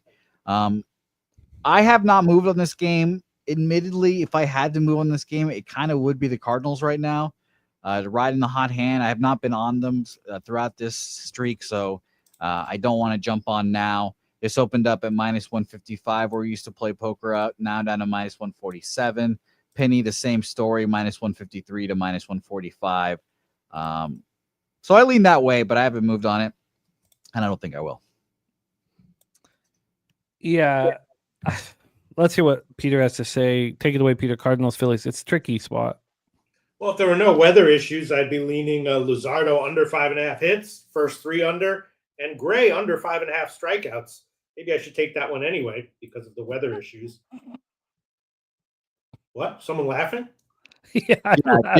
Jimmy's having fucking Mr. Chuckles over there right There's now. some funny stuff in the chat, man. There's some funny stuff in the chat. They said nothing. Sorry, Peter. I apologize. Try to keep those chuckles quiet. Yeah, no, that's cool. That's what we're doing here. Maybe I'll add on Sonny Gray. That'd be nice if he gets 4 strikeouts in 3 innings, and then the rain comes and then he's out. That'd be real nice. I'll take that. All right, we'll see how it turns out. I'll take Gray under 5.5 strikeouts official. Sure. Sonny Gray under 5.5 Ks I'll shop around for best line. For Lodels, Loshak, Fernando Mendoza looking at the over. Let's roll on. Next up for us, 7:07 p.m. Eastern, we have the Tampa Bay Rays, 18-22, 7-5 on the road. Just 7-5 on the road. Ton of home games for them. And the Toronto Blue Jays, 20-20, 11-8 at home at the Rogers Center, Toronto, Ontario. The roof will be closed. We have the Wizard of Boz on the bump. Shane Boz coming off getting lit up and smoked at home versus the Phillies. 3 1/3, 8 hits, 6 earned runs. He now has bad numbers. Hard to imagine because he looked so good to start the year. 4.93 ERA, 1.33 WHIP, 40 strikeouts over 38 1/3 with 14 walks and 5 homers. And as TJ said, finally a game with no weather. So let's hammer this one. Now it's a tricky. I'm looking forward to talk about the Wizard of Boz because Boz has had 7 starts this year, and 6 have come at George M. Steinbrenner Field in Tampa. Only 1 road start, and he was electric in it. I'm not entirely sure. It's just information. I'm not entirely sure what to make of that. Lefties hitting 262, 668 OPS. Righties 257, 58 OPS. Barrios here 1-1, 3.86 ERA, 1.41 WHIP, 45 Ks and 46 2/3 with 21 walks, 8 home runs allowed. But again, it was that horrific start in the Jays season opener at home. He got lit up and smoked. He's been pretty good since then, but I didn't really like his start at the Angels. It's not a relaxing thing watching him pitch. Some important comments here in the chat that have been held for review. I'll let you see them. At home, Barrios as 273 opponent's batting average. In that 5-4 loss at the Angels, he struck out 9, but he walked 5. He allowed 2 home runs. They were solo shots. But he did have a quality start. I guess it's not a quality start because there's over 3 walks allowed. Lefties are hitting 276, 802 against them. Righties 237, 766. Rays are hitting righties right now, 262, 715 OPS, while the Jays have struggled and show no power against righties, 250, 678 OPS. Perky says Rays smash spot at plus Mula. Both bullpens have been good. Rays bullpen struggled a little bit over the last couple of weeks. So let's grab the line history and hand this over to Jose, who will also give us the cash flow information. The Toronto Blue Jays are minus 129. They opened up minus 124, 5 cents of movement towards Barrios and the Blue Jays. From a total perspective, we have an 8. It's minus 113 to the under. It opened up minus 111, so no movement there. Take it away for us, Jose. Jays at home to the Rays. It does seem like a J spot here, admittedly. We have 56% of the bets on the Blue Jays, but there's 75% of the money on the Rays. Now you'd say, why do you say it's a J spot? Well, the line has continued to move towards the Blue Jays with all that money on the Rays here, interestingly enough here. I'm seeing opener minus 115 where we used to play poker at. Penny has minus 124. It's gone up to minus 129, minus 130. As well. So that's very interesting to me. Heritage minus 119 and Bookmaker minus 120. And we've gone up here that 10 cents, and there's huge bets seemingly on the Rays. First of all, if you make that big bet on the Rays, you feel like a fucking giant asshole. You make that bet in a sports book, say, here, have a cheaper price since you made that fucking big bet. I lean Jays here. I haven't moved on it yet. Total also semi-interesting here as well. 85% of the bets, 90% of the money on the under in this game, and don't believe we've had any movement really. Let me double check here. I want to see where the openers are. Pinnacle minus 111 to minus 113. There's not much. Where we used to play poker, minus 108 to minus 115 now. I mean, they're moves, but just got all that money on the under, you'd expect it to at least go down the half run already. So it'd be Jays in the over for me in a rare, Jays over spot because of how bad their offense has been. But no action for me so far. I want to keep listening to the chat and hear what you guys have to say. Can you review the cash flow on the side once more? Yes, it is. Now it is 58% of the bets on the Toronto Blue Jays, 74% of the money on the Tampa Bay Rays. Fascinating. Yeah, so big bets on the Rays here, so it's very interesting. What do you have to say, Pete? Well, I want to do a deeper dive to find out what's going on with Boz, because I was definitely leaning under 4.5 strikeouts with him at like even money. And Barrios' earned run prop was just 1.5. That was pretty surprising.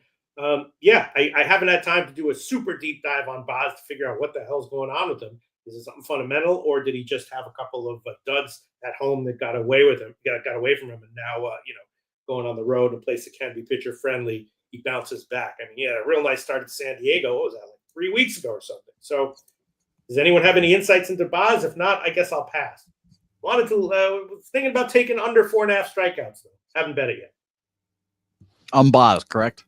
Yeah. Yeah, I think Barrios pitches a decent game here, but I can't square that with also thinking that this is also kind of an over game. So I feel pretty uncomfortable with the situation, but what I would say is I think Boz bounces back against the Jays team but the Jays are hitting well right now, but they just don't have power against righties, which can change. But Boz is, it's a tricky place to pitch, that George M. Steinbrenner Field. Sure. Agreed. There you go. Comment section, TJ and Spoon's bets, both roughly saying nothing wrong with Boz. Yeah, I would expect him to bounce back too. And Pig Milk is in. Sorry, I apologize for interrupting. Jose expecting to bounce back from Boz. But Pig Milk play of the day is in. It is in. Thomas Harley, point, -110 here. -110 for Harley. Andrew G, I know that it's raining in the afternoon because I had to bring everything in from the backyard last night when I looked at the weather. So I know that it's supposed to rain in the afternoon here today. It's not a huge amount of rain, but okay. And Troy saying he'll be looking for an under. Interesting spot. I don't feel like I have enough of an angle. Spreadsheet play of the day is in. Ron Crawford is on the New York Yankees. We also have action just tweeted out by Wine Time Sports here. Orioles money line, Diamondbacks money line, Padres Rangers money line, parlay, Padres Mets money line parlay, and says Padres will not lose today. From our Wine Time Sports. That's all copied and pasted. We're going to discuss all of this stuff as we roll through this Major League Baseball card. And it seems like there's no action at this point for us. And I'm okay with that. I don't really feel like I have an edge that I can count on in this one. But I'm a little surprised that this total, I guess would I be surprised if Barrios pitches okay here? I guess I would. I think he has it's not a quality start because he walked 5 batters. He's tough to watch. Yeah. I hope you guys trade him for your sake. Get him the fuck out of Toronto. Deadline acquisition for somebody that's competing. He might be too expensive. Even Well, I know one team that doesn't give a fuck about money and needs pitchers. Old team in Los Angeles. Oh, that is true. Let's just touch on the batter versus pitcher. These are division rivals. Boz has just shut this. Now, it's not a ton of sample size, but what we've got, he's just shut this Jays lineup down. I don't see why Boz doesn't come in here with a ton of confidence. And then you look at what the Rays have done to Barrios. I mean, Aranda with 2 jacks, Diaz with a jack, Lau with that's Brandon Lau, with the jack. These guys get to them. I mean, yeah, it's very interesting. His last couple of starts have been all pretty good, though. No more than 3 earned runs. He went 4 2/3, 3 earned runs. So that's a kind of a shit start.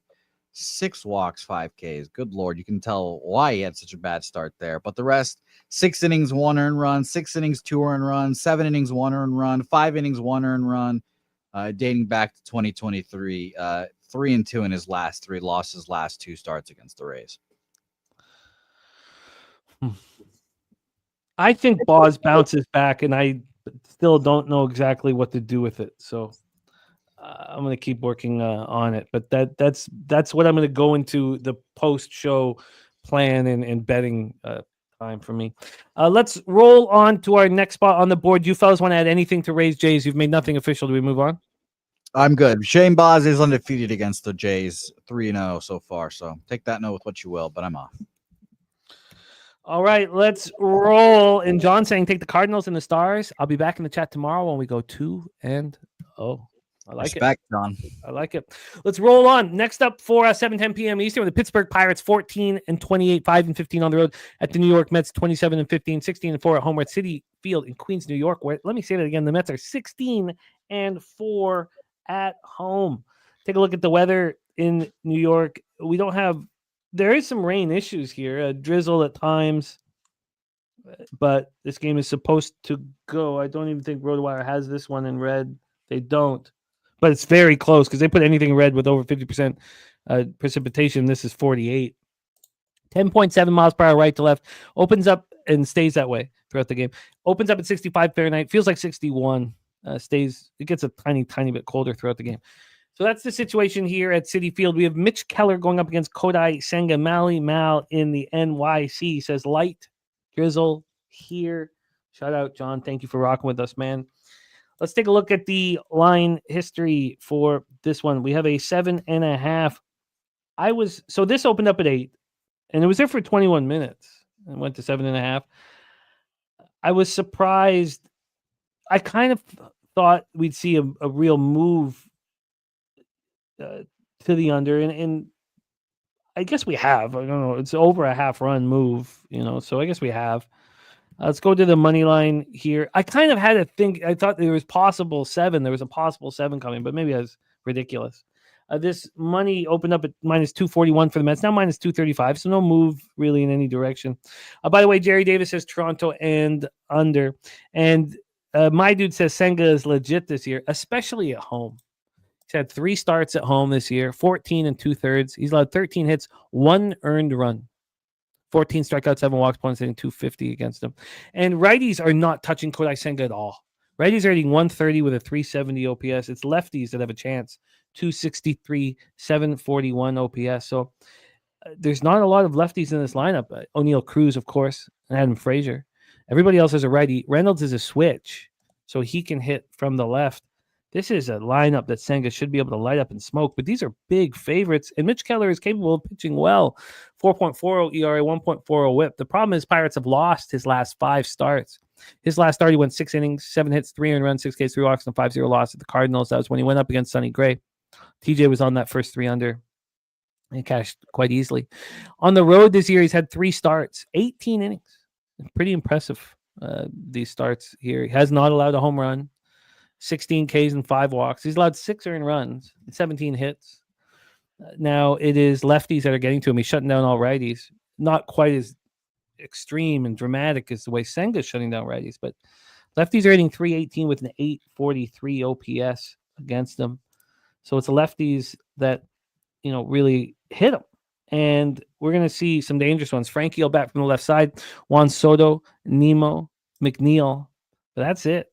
So there's some problems here. Spooner says, how does this game not go under? I guess this might, it's not Senga. That's the question mark here. Pirates are not hitting righties, 219, 632 OPS. Mets versus righties, 251, 760 OPS. The problem is there's lower volatility, so it's a tricky thing to bet first 5 Mets, even if we do expect Senga to deliver. So then the question is it first 3 under 2.5? I've been waiting to talk about this game for a while, and I'm excited to do so. Mets have a legit bullpen advantage, 3.10 ERA, 1.18 whip, while the Pirates are 4.29 ERA, 1.30 whip. Jose Bouquett, Helen Mitch Keller on the bump. Take it away. Yeah, it smells like an under. It definitely smells like an under. And, past me, I can hear the devil on my shoulder saying, bet the first 5 under in this game. I can hear him. 82% of the bets, 88% of the money on the under in this game as well. We've got minus, and I'll just give you guys the penny opener here. I'm seeing it was an 8, but it was there for like 20 minutes. Minus 116 to the under, and then it goes down to a 7.5 plus money to the under, then minus 111 to the under, and we're sitting at minus 110 to the under right now, under 7.5 here. Keller has pitched well in his career against the Mets, 8 innings, 7 hits, 2 earned runs last year. 23, 7 innings, 2 hits, 1 earned run. He's just pitched well, and just 3-1, against them in his 4 starts. Obviously, it's a little bit of a different Mets team, but Lindor, 16 plate appearances, 10 at-bats. He's walked him 5 times, but he's only got 2 hits against him here. Only guy that really does damage to him is Juan Soto, but 8 plate appearances, 3 hits, a double. Only damage that is really done homer-wise is Nimmo and McNeil, who, are kind of hit and miss, obviously. So I lean under in this game. I have not moved on it yet. I wanted to hear what you guys in the chat, Pete, Jimmy, what you guys have to say as well. But I leaned under in this game. And again, I'll just go over it one more time. Market here, 73% of the bets, 71% of the money on the Metropolitans here. On the site I'm looking at right now, it says that this line opened up 250 and it's gone down.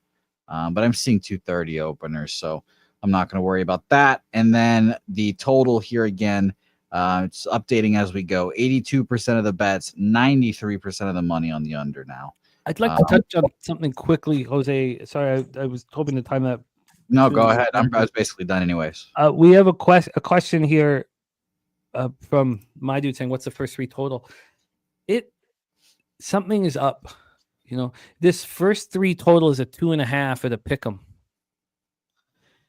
And for instance, so this is a 7.5 that's juiced to the under. We have an 8 that's juiced to the over. And that one's 1.5? No, but that's more. That's the Boz Barrios, and that's much more. Not 10 cents more expensive. First 300, 2.5. Where are you seeing even? At 365. Oh, okay. I'm seeing 125 and 130 at the usual places. Jesus. Here we have the first. What a difference there. My God. Oh, you're right. It's minus 125. Sorry, I thought I saw minus 115 each way. So it's the exact same price, though. So it's minus 115 to the over, minus 125 to the under. And then we have Mally Mousy, and the first 3 is under 2.5 at DraftKings. It's a, if this is a half run total, that's a half run less and juice to the under, why would the first 3 be the exact same price? Sus. Very sus there. Often the 7, because when my dude said, what's the first 3 total? In my head, I was like, oh, well, I'll have to build the 2. Of course, with every 7.5, I have to build the 2. So this is strange. Now, I'm not afraid to bet the under 2.5s when it's juiced to the over or anything like that. But this is interesting. Troy Torrance says, this is, how you create an edge, the discrepancies like this, track them, understand them, and find the angle. It's very, very strange that it would be the same price. It doesn't quite make sense. Peter Loshak, I'm all ears. I wanted to talk about what's the same price? First 3 under and what? In the Jays-Rays game that's right now juiced to the over 8, as it is here in the 7.5 juiced to the under. Okay.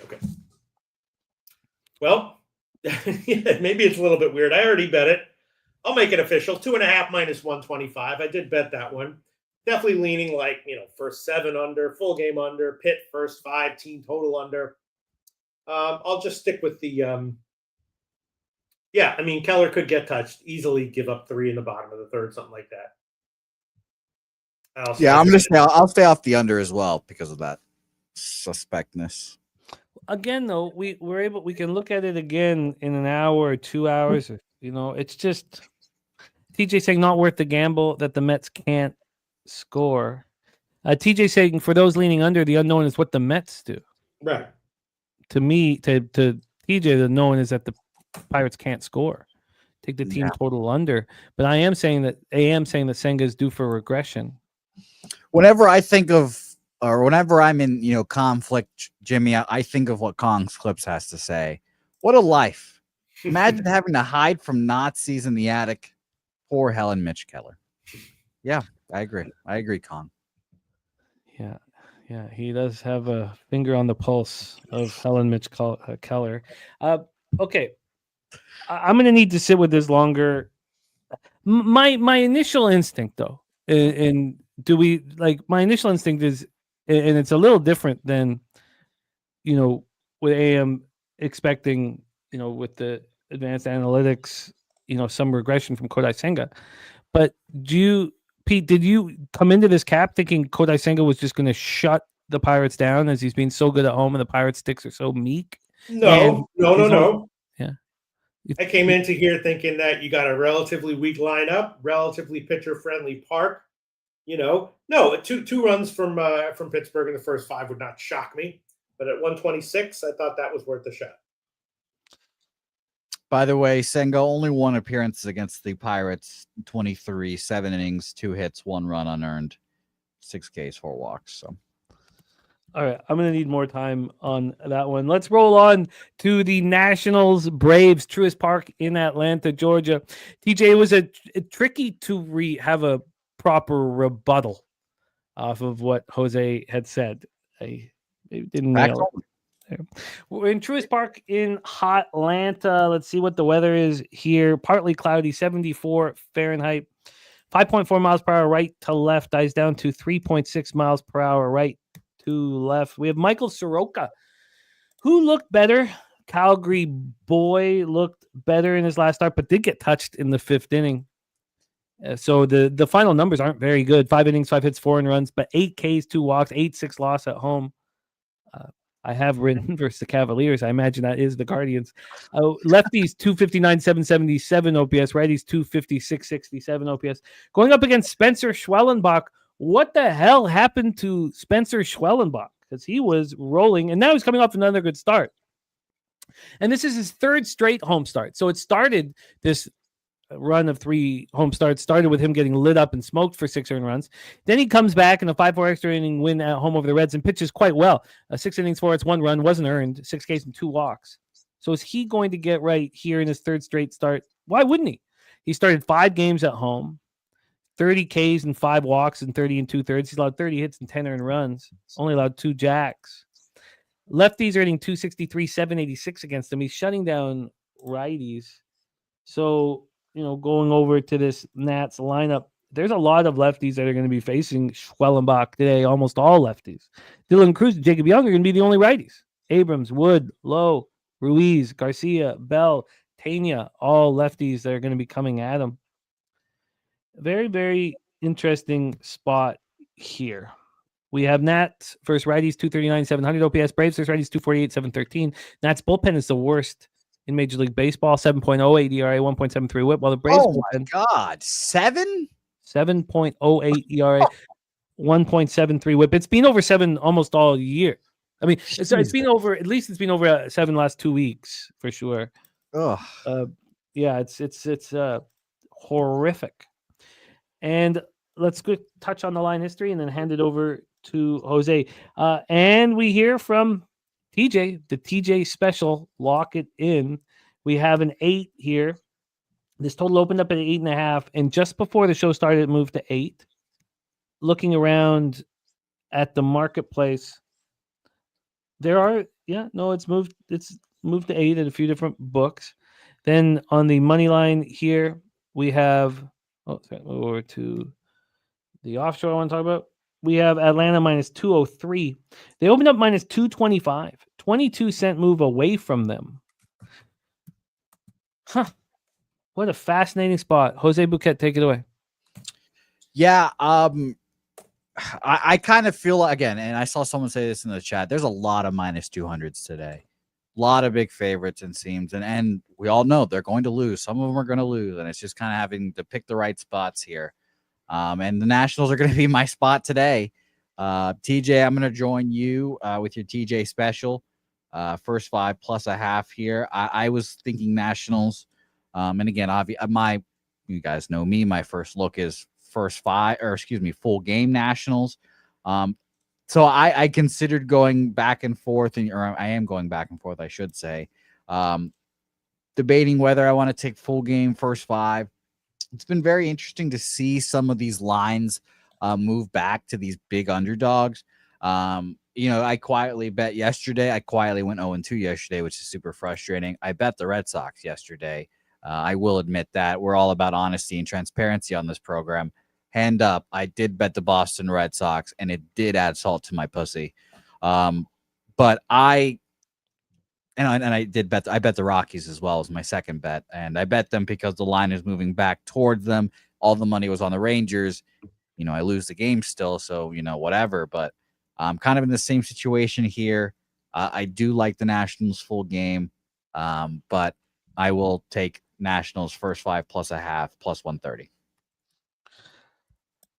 Well, an interesting thing here again to harken back to the Rays, to the Pirates Mets spot, is that this first three, this total opened up at 8.5 and moved to 8 when the shows are is the exact same as the 7.5. It's the first 3 under 2.5 minus 125. Again, why is the Pirates Mets total the first 3 total the exact same as these these games that are higher? I like the first 3 under here. I think this is the wheelhouse here. Does anybody have Ballpark Pal? I know that the Braves weren't listed from Spooner's. I'll get Ballpark Pal for our next show. It's probably useful to use combined with. I think Ballpark Pal makes you pay for it now. It does, but it's not too much. Oh my God, those greedy bastards! 2 years ago, that shit was free. We were just looking at all these park factors, having a great time, and now, sons of bitches. This one feels like the wheelhouse. Again, it's the spot where you have pedestrian numbers, the market moving to the under. This is it. This is the first 3 under spot. This is when I will be betting. Peter Loshak, Nationals Braves. Well, Soroka's interesting, a wait and see kind of guy, but I don't necessarily trust him to have a lights out start. So I did bet the over 4.5 hits prop for him, and I'll make that one official. By the way, I'm not making anything official from the Mets game, but I will take Soroka over 4.5 hits given up minus 125. I'll take that one. And by the way, I am adding on the holiday hits, runs, and RBI prop from the Baltimore game. 1.5 at minus 105. It gets rained out, whatever. But I'll add that one on. But yeah, Soroka to give up 5 hits minus 125. I'll take that. And there's probably some hits props against Schwellenbach that I'd like as well. Maybe James Wood, like minus 200, something like that. Interesting here. Kelly McInnes. And I watched it too. Well, I replayed it because he's a Calgary kid and I wanted to see what happened. And he got lit up late. But he said, I watched Soroka pitch last game. For the most part, he was good. I think he shoves against his old team. That's another interesting angle to this. Yeah. No, it is. Yeah, it's his old team. He'll be motivated. I'm not saying he's not going to have a good start. And in fact, if he does have a good start and goes deep, that's not necessarily bad for a low hits total like that, DJ says the thing with Ballpark Pals, when you see a drastic plus or minus 20% homers, we're literally talking about a third of a home run and people take it too drastically. That's an important point. Okay. The first 302.5, that's there may be a couple more, but that is the first one for me on the board for sure. And I haven't updated the record from last week, but I sure do love everything that's happening with these first 300s. I love them. But I only bet maybe 4 or 5 last week, so it's less. I'm cutting them down because I'm winning. When you win, you tighten everything up. It's the psychology of winning. When you lose, you risk more and take bigger chances and bet more. Let's move on. 7:40 p.m. Eastern. Miami Marlins 15-25, 5-13 on the road. The Chicago Cubs 24-18, 11-9 at home. We're at Wrigley Field in Chicago, Illinois. Valente Belozo, Mexicali, Mexico's Valente Belozo on the hill here for the Marlins. Didn't make the team out of spring training. Going up against Ben Brown, who's very, very interesting action here. TJ says, I'd like to go back to your first 300s and find out how many times the dog covered the first 5 run line. I am sending it to Troy. The problem is that I don't date him. So it's taken me a second to go back and date them for Troy because he can't do anything with it if I don't date them. So we're going to have more information here. We're going to have a lot more information on it with Troy hammering it and breaking it down. And we have Troy commenting 3 letters. M-O-O.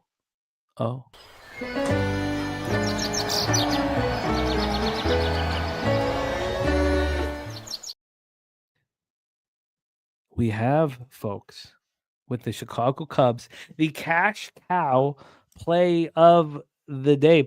Let's start with the line history here. Actually, let's start with the weather at Wrigley. It's foggy, 61 Fahrenheit at first pitch, 6.3 miles per hour in, drops down to 4.5 miles per hour in. Hit the line history here for Marlins Cubbies. We have the Miami Marlins at plus 220. They opened up at plus 202. The Cubbies have gone from minus 230 to minus 244. When we get to the total on this one, we have an 8, minus 109 to the over. This opened at 8.5, and it dropped to 8.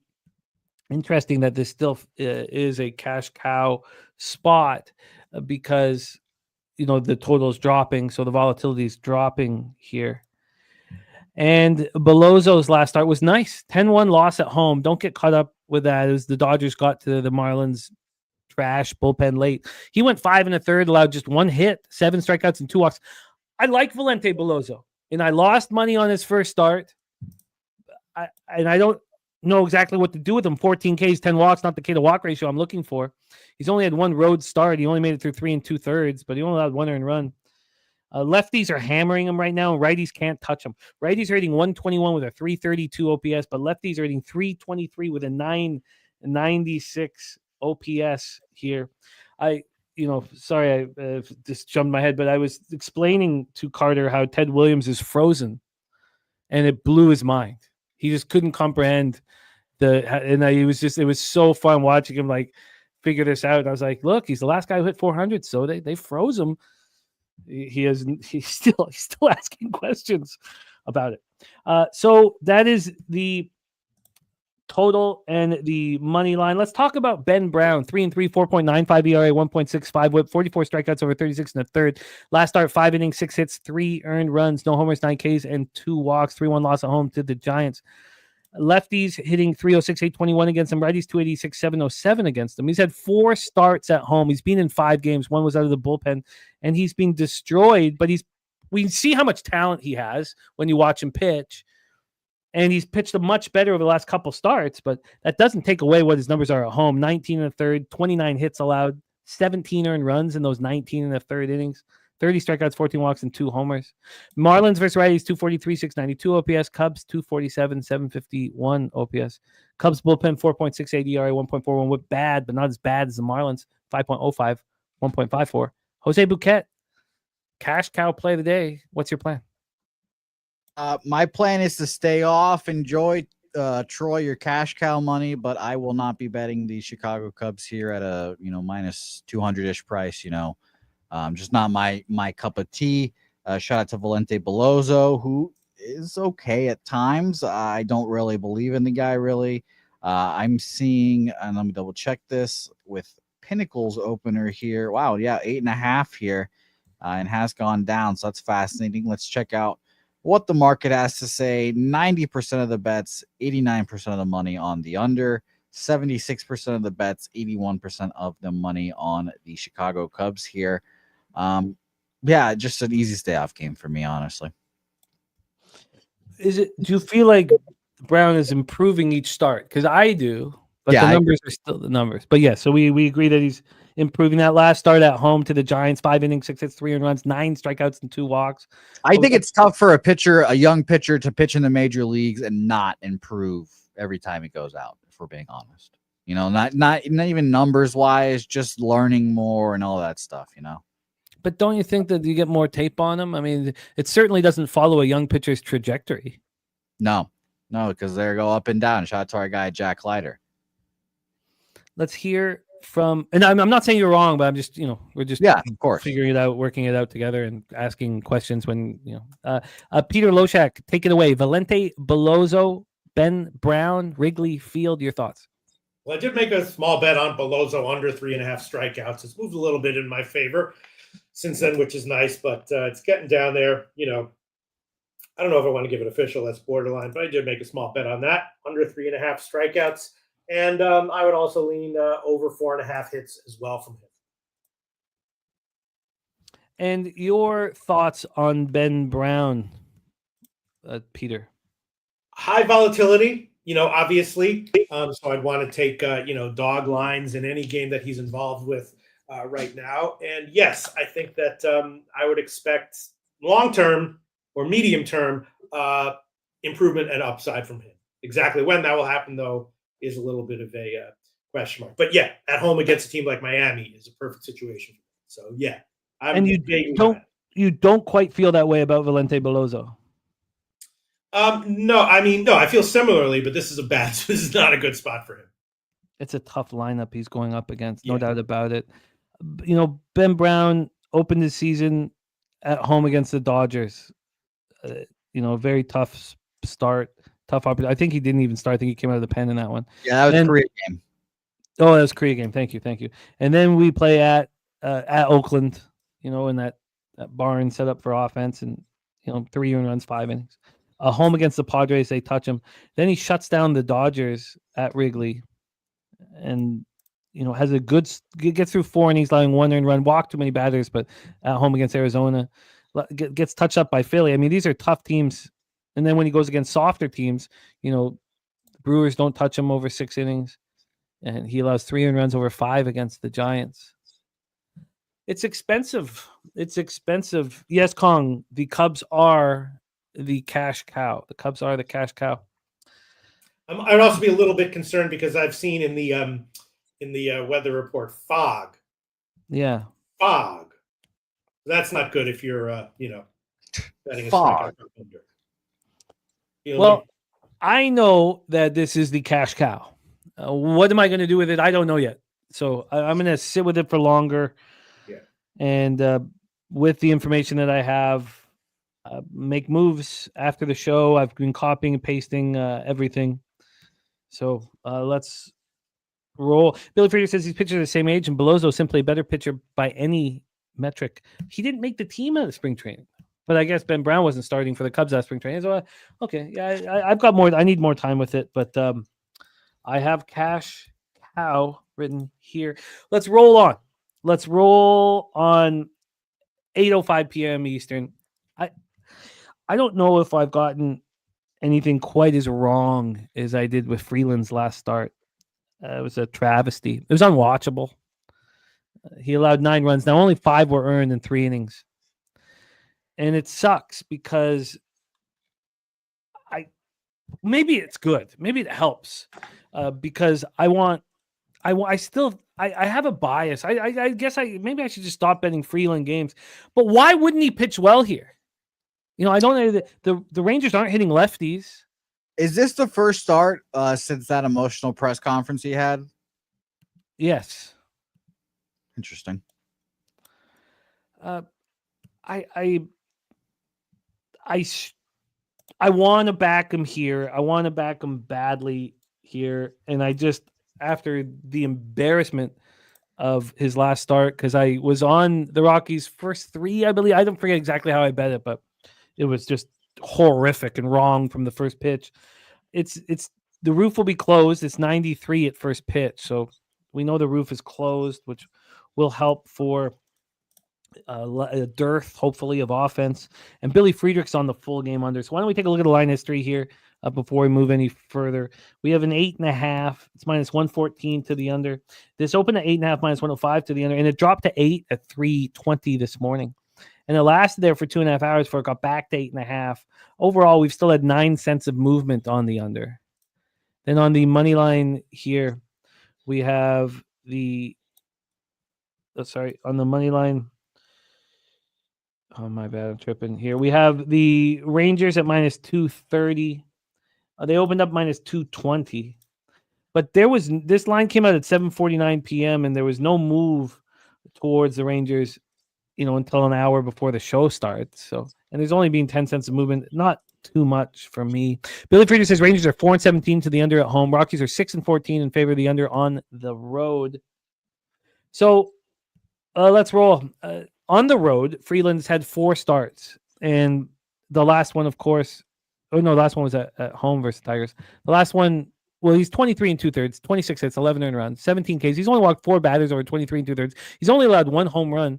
Lefties hit 225-80 against him. He shuts them all down. We know that about Freeland. But righties are hitting 374, 914 OPS. Corey Seager, doubtful, says AM. So let's take a look at who are the righties in the Rangers lineup that are going to hurt Freeland. Haggerty will be switch hitting. It's all going to be righties except for Josh Smith. Haggerty, Langford, Heim, Garcia, Simeon, Young, Berger, Duran. Is that concerning? No. And Billy and I are going to have linked fates today. I'll tell you that.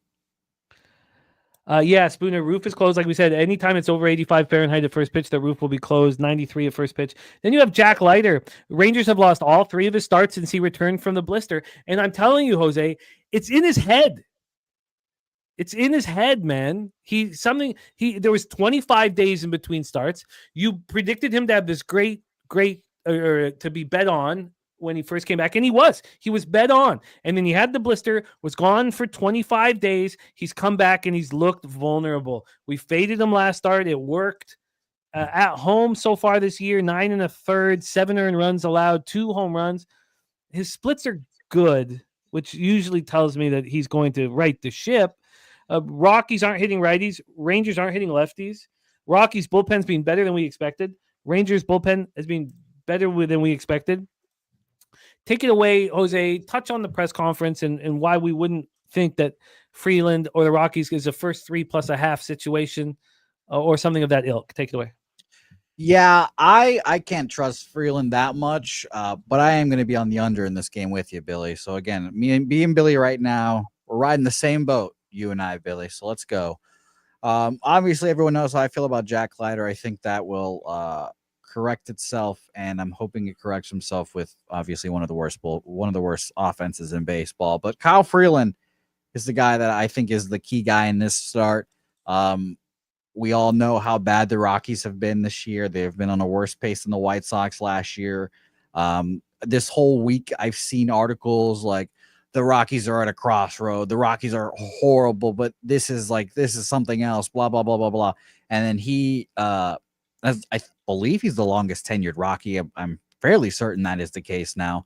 Had a press conference the other day and was basically in tears, like telling the reporters and asking fans, like, stick with us. Like, we are horrible right now, but just stick with us, blah, blah, blah, blah, blah. New manager for the Rockies. I tried to bet a new manager bounce yesterday. They lost 2-1. But I kind of expect more of the same here. The Rockies offense is horrible. They're horrible against righties, and I don't expect that to change. And the Rangers, you just read their lineup. That lineup is not what they won the World Series with. That lineup is not good. Simeon has been bad this year, and they don't have their best player. Simeon, 176, 3 home runs, 17 RBIs. Disgusting. So yeah, I will take the under in this game. I've got under 8.5 minus 115 for me. I think both of these guys have decent days. If you guys are interested in the the weighted runs created plus, the last month almost, Rockies second worst, 80 weighted runs created plus against righties, and the Texas Rangers in the last month against lefties, 23rd, 69 weighted runs created plus here against lefties. Not good. And finally, market-wise in this game, 75% of the bets are on the under, but 54% of the money is on the under. So there are seemingly some bigger bets on the over in this game, which is always a little scary. 78% of the bets are on the Texas Rangers, but 70% of the money is on the Rockies here. I will be pissed if the Rockies win today, and I didn't bet it again here because I bet it yesterday. But I think the Rangers, unfortunately, are a vulnerable team here. Their offense is not as good as it once was. Their pitching is falling apart, and their bullpen I've never believed in. So it's tough to be a Rangers backer here, especially for me. It said this could be one of the best teams in the American League. So I'm going to take the under here. I'll roll with it, but no side for me. First 3 under 2.5 for me. Peter Loshak, take it away. Yeah, I think Freeland is probably, there's ever a spot where he's likely to have a decent game, it's going to be here. So I'm going to make Freeland, I bet it already, over 3.5 strikeouts minus 146, just 3.5. So, and he does sometimes have good starts where he goes like 6 innings, 2 runs, but only gets 2 strikeouts. So I could get burned there, but I'll take the over 3.5 strikeouts minus 146. And I'm also leaning up the outs prop for him as well, just 15.5. Let me see where it is, right? Guess it's not there anymore. Yeah, but I think Freeland is, and I would love to take a shot with like Colorado first 3 or first 5 at plus 170, but I'm not going to make that official. Just a nice little Freeland strikeout prop, and if it doesn't cash, okay. Can you give me the side cash again, Jose? Sure. 78% of the bets are on the Rockies. 70% of the money on 78% of the bets on the Rangers, and then 70% of the money is on the Rockies. Oh wow! So yeah, big bets, on the Rockies here, and I get it. It's just it's not a really bad Rangers team, but I now don't think this Rangers team is going to make the playoffs, let alone win this division with how bad they've been. And they, no Corey Seager, no Texas Rangers for me. And I think minus 230 is just a little bit too inflated for them. So I agree with the bigger bets, I guess. I'm also interested in the first 3 plus a half. I'm not sure if I get there. Now, your bullishness and people talked me off of moving on the Mariners to win the division. The Mariners have now lost 4 straight. They are even money to win the division. I don't think the Astros are the team. I just do not think they're going to come through for them this year. So, by default, it's either the Mariners or the other team that we don't talk about in Sacramento, Oakland, Las Vegas here. So I find this division to be very, very interesting here. If I had to make one bet right now to win the division, I think I would end up taking the Oakland A's, honestly, which is shocking to say in the year of our Lord 2025. Billy Friedrich still likes the Astros to win the West. I'm not going to bet the plus 100. We know who the Mariners are facing today. We're going to talk about it soon. So losers of 4 straight. I'm going to wait. But I'm still pissed off that I didn't move on it at that. I think it was plus 185, but I don't remember it here. Mr. Belvedere, he broke that down well. Like he talked to us about how he was very high on them and he's no longer, and that's all legit. And I could easily see them being more of a seller than a buyer at the trade deadline now. Agreed. Spooner says 218 Freeland was a different arm that had the most potential we've ever seen in a Rockies pitcher. He's from Colorado. I agree with Jimmy taking his last start, and the time to back him is at home. So Spooner, you don't feel like everything he said in that presser, he's the longest tenured Rocky. He's not. Look, I don't want to romanticize baseball too much because it's been a problem of mine historically. And Justin says Astros win the division, but it's not a romantic sport, Jim. Oh, it's such a romantic sport. You go out there, you take your hacks, and you go back home, and you shut the fuck up. Just remember, Pete, there's no dreams in Shawshank. Yeah, there's no fucking romance. Flowers and shit. There's no fairy tales. Oh, they're dreaming, man. They're fucking dreaming. Okay. But I love this stadium. Shut up. 8:10 p.m. Eastern. Kansas City Royals 25-18, 9-11 on the road to the Houston Astros 20-20, 13-9 at home. We're at Dyken Park. The Dyke. We have 2 lefties that should be able to deliver the goods here. Mr. Belvedere said, I think it's a good time to buy the Mariners for the AL West. Don't you want to wait till they lose today, Mr. Belvedere? Because they've lost 4 straight. I feel like now, is anybody else in the division going to win? Maybe that's the problem. There's a lot of really tough divisions this year to try to prognosticate and see who's going to win. The only division I feel good about is the fucking Central and the Cubs or in the Dodgers, obviously. Spooner says the romance is lost on the road. He will channel that energy you saw in front of his home crowd. I don't agree, Spooner. I look, you say something like that, you get the ball, you better fucking deliver. Yeah, I agree. So it doesn't matter if you're in fucking the prison yard at Shawshank. It does, because there's no fairy tales there. You're right. There are no fairy tales. And there are fairy tales of Shawshank because he wouldn't have made it through the sewer, right? That would have killed him. Well, no, I think the sisters butt raping got him through the sewers. Well, I don't know if you connect it like that, but Royals, Astros at Dyken Park in Houston, Texas. Chris Bubich, 4-2, 1.69 ERA, 1.10 whip. He's looked excellent this year. Excellent. 48 innings, 47 strikeouts, and 14 walks, 2 home runs. Last start was a thing of beauty. 7 innings, 6 hits, no earned runs, 7 Ks, 1 walk, and a 10-0 win at home versus the White Sox. His last 2 starts, it's not allowed to run. Bubich doing everything that I thought he was going to do last year and the year before. I've always been high on Bubic. Read that ERA, Jimmy. 1.69 ERA, 1.10 whip. The guy's rolling. On the road, he's had 4 starts, 22 in the third. He's allowed 5 earned runs, so it hasn't been quite as dominant, but he's only allowed 1 home run in the 22 in the third, 22 Ks, 9 walks. Lefties have the best chance against them. 220 with a 647 OPS. AM says Bubic gets touched today. Now, the Astros are hitting 234, 693 OPS versus lefties. What are they doing, Jose? Because there must be a backing for AM. He says, look at his opponents. What are the Astros' last 15 games weighted runs created? Against left-handed pitchers in the last month-ish, it's their 12th, 113 weighted runs created plus. If you just want to do from, I guess, only May, which is, obviously 13 days, 43 plate appearances, super small, but 67 weighted runs created plus against them. A lot of truth to what AM's saying. Rockies, Orioles, and White Sox don't get him for a run. The Yankees and Astros, and he's already faced the Astros. Yankees and Astros have gotten for 7 runs and 10 in the third. So a lot of truth to what AM talking about with Bubic and who he's gone up against.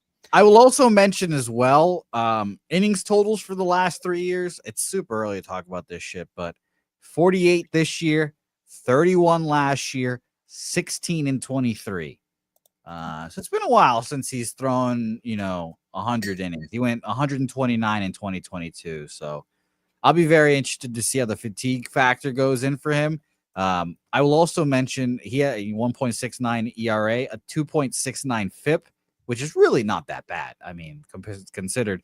And his FIP last year and ERA last year, 2.69, no starts, but a 1.95 FIP as well. So this could very well be legit, honestly. But there's truth about the opponents. But I love what I've seen from him. But a lot of truth with the opponents. Let's talk about Framber. Coming off the 9-1 win at the Brewers, he stepped up. 7 innings, 3 hits. He allowed 1 run. It was a solo shot, 7 Ks and 2 walks. 3 home starts for him this year. 18 innings. He's been, I guess, below average for where he is. He's allowed 15 hits, which is nice. 7 earned runs, though. 2 jacks. K to walk ratio, not what we're used to. 15 and 9. 238 opponents batting average. And lefties are getting to Framber. 286, 804 reverse splits. I don't know how many lefties are going to be paraded against him here. Pasquantino will be the only one. You imagine everybody else will be hitting from the right side, even the switchies, but the righties are hitting 218, 669 against him, which is a sign that he's going to get right here. 3.94 ERA, 1.19 whip. Look at the K to walk rate. I mean, everything's fine. I don't know why I'm being hard on him. Royals aren't hitting lefties at all. 235, 589 OPS this year. Astros, again, 234, 693. And both bullpens are very, very good. Let's get into the line history here for this one. We have the Houston Astros. Sorry, here we go. Astros are at minus 131. They opened up at minus 135, so a very slight move and surprising move towards the Kansas City Royals. On the total here for this one, we have a 7.5 juice to the under at minus 110. This opened up minus 105, 5-cent move to the under. I wish there was a bigger move because I kind of like the first 3 under, but then the whole who is Bubic faced is in my head right now. Jose, take it away. I think you're muted. I think this is going to be a stay-off game for me. I think this minus 145 is a little inflated for the Astros, admittedly, but I typically think that when the lines are inflated, it's for a reason. So that's why I've stayed off here. I'm seeing openers at minus 135, minus 135 at Penny, which is semi-interesting, and we've got 57% of the bets, 52% of the money on the Royals here. 80% of the bets, 88% of the money on the under. Kind of not surprising with the ERAs you see here. I would lean over personally. I just, again, I just said Bubic has been pitching really well and it seems legit, but again, seeing the Astros for a second time here. And it's not like it was a back-to-back here. Let me double check when the date was on the 27th. April 27th. So it's been a while.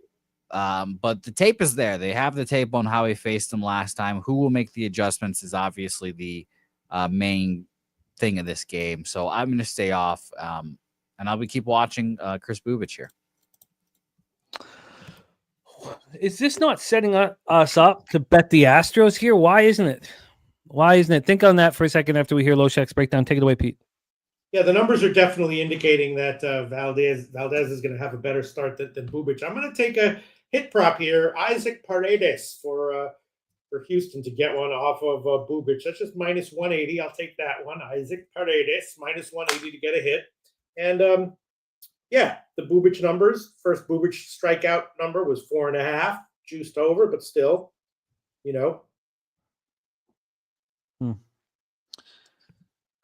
TJ has Kansas City money line on his card. Christopher Commentini mentioned as well that Jordan was the only guy that hit Bubic last time, and he's not in the lineup. Oh yeah, that's the wrong, because Framber just shut the Royals down. It was a 2-0 win for the Royals, but Framber was excellent in that start. Let's just go back to that Bubic start, because he didn't go up against Framber here. It was a 7-3 loss, and I've got the shit in front of me now as well. Bobby Witt, or excuse me, I should be looking at the Astros. Jordan, 4 plate appearances, 2 hits, 3 RBIs. Jeremy Pena, 5 plate appearances, 2 hits, 3 RBIs. Yanier Diaz also did some damage as well with a home run on his own. But Jordan double and a home run in that game as well. I know. So we have TJ on the Royals money line. I know Troy's on the Royals first 5. I mean, does it make sense to go up against them? I don't think my ROI. I think that I just gotta let it go. So. Oh no, Turnsy's dropping some bad news in the chat here, saying Turnsy play of the day, Winnipeg money line, 3 units. Yeah, a lot of people are bullish on Winnipeg Jets. They feel that it was unjust how they lost last game, and Turnsy's a great capper, so I don't get more confident being across from him. But I sure do get confident when I think of the hockey team I'm betting on. So, I'll go up against everybody. It's all good. Maybe just if either team goes down by 2, bet them plus 2.5. I mean, it's been great. I've been hoping for the damn Oilers to go down. Now they just keep scoring first. These sons of bitches. No, I'd prefer not to get a chance to live bet them. My futures I'm still sitting on these futures, and I pray to God that the Oilers will be favored against the Stars in the next series, but I doubt it. So, Turnsy, it was a fun breakdown of that game. I'd love to hear your take on it, because my whole breakdown was all about Pete DeBoer. Good coach. And also this year's Paul Maurice. So I'd love to hear your thoughts on the breakdown. Okay, well, I am going to not be on the Astros. If Troy's on the Royals first 5 and TJ's on the Royals full game, it's just not going to work long term. Every time I should just let it go. So I will let it go. Paredes hit for Peter Loshak. Let's roll on to our next spot on the board here. We have 9:40 p.m. Eastern. The Los Angeles Angels 17-23, 8-13 on the road. At the San Diego Padres 25-15, 14-5 at home. We're at Petco Park in San Diego, California. Let's take a look at the weather in San Diego, California here today. We have 62 Fahrenheit. Feels like 56. A little colder than usual. 10.7 miles per hour left to right. Slightly in. Dies down to 8.9 miles per hour. Take a look at the line history here for this next spot on the board here. We have over here.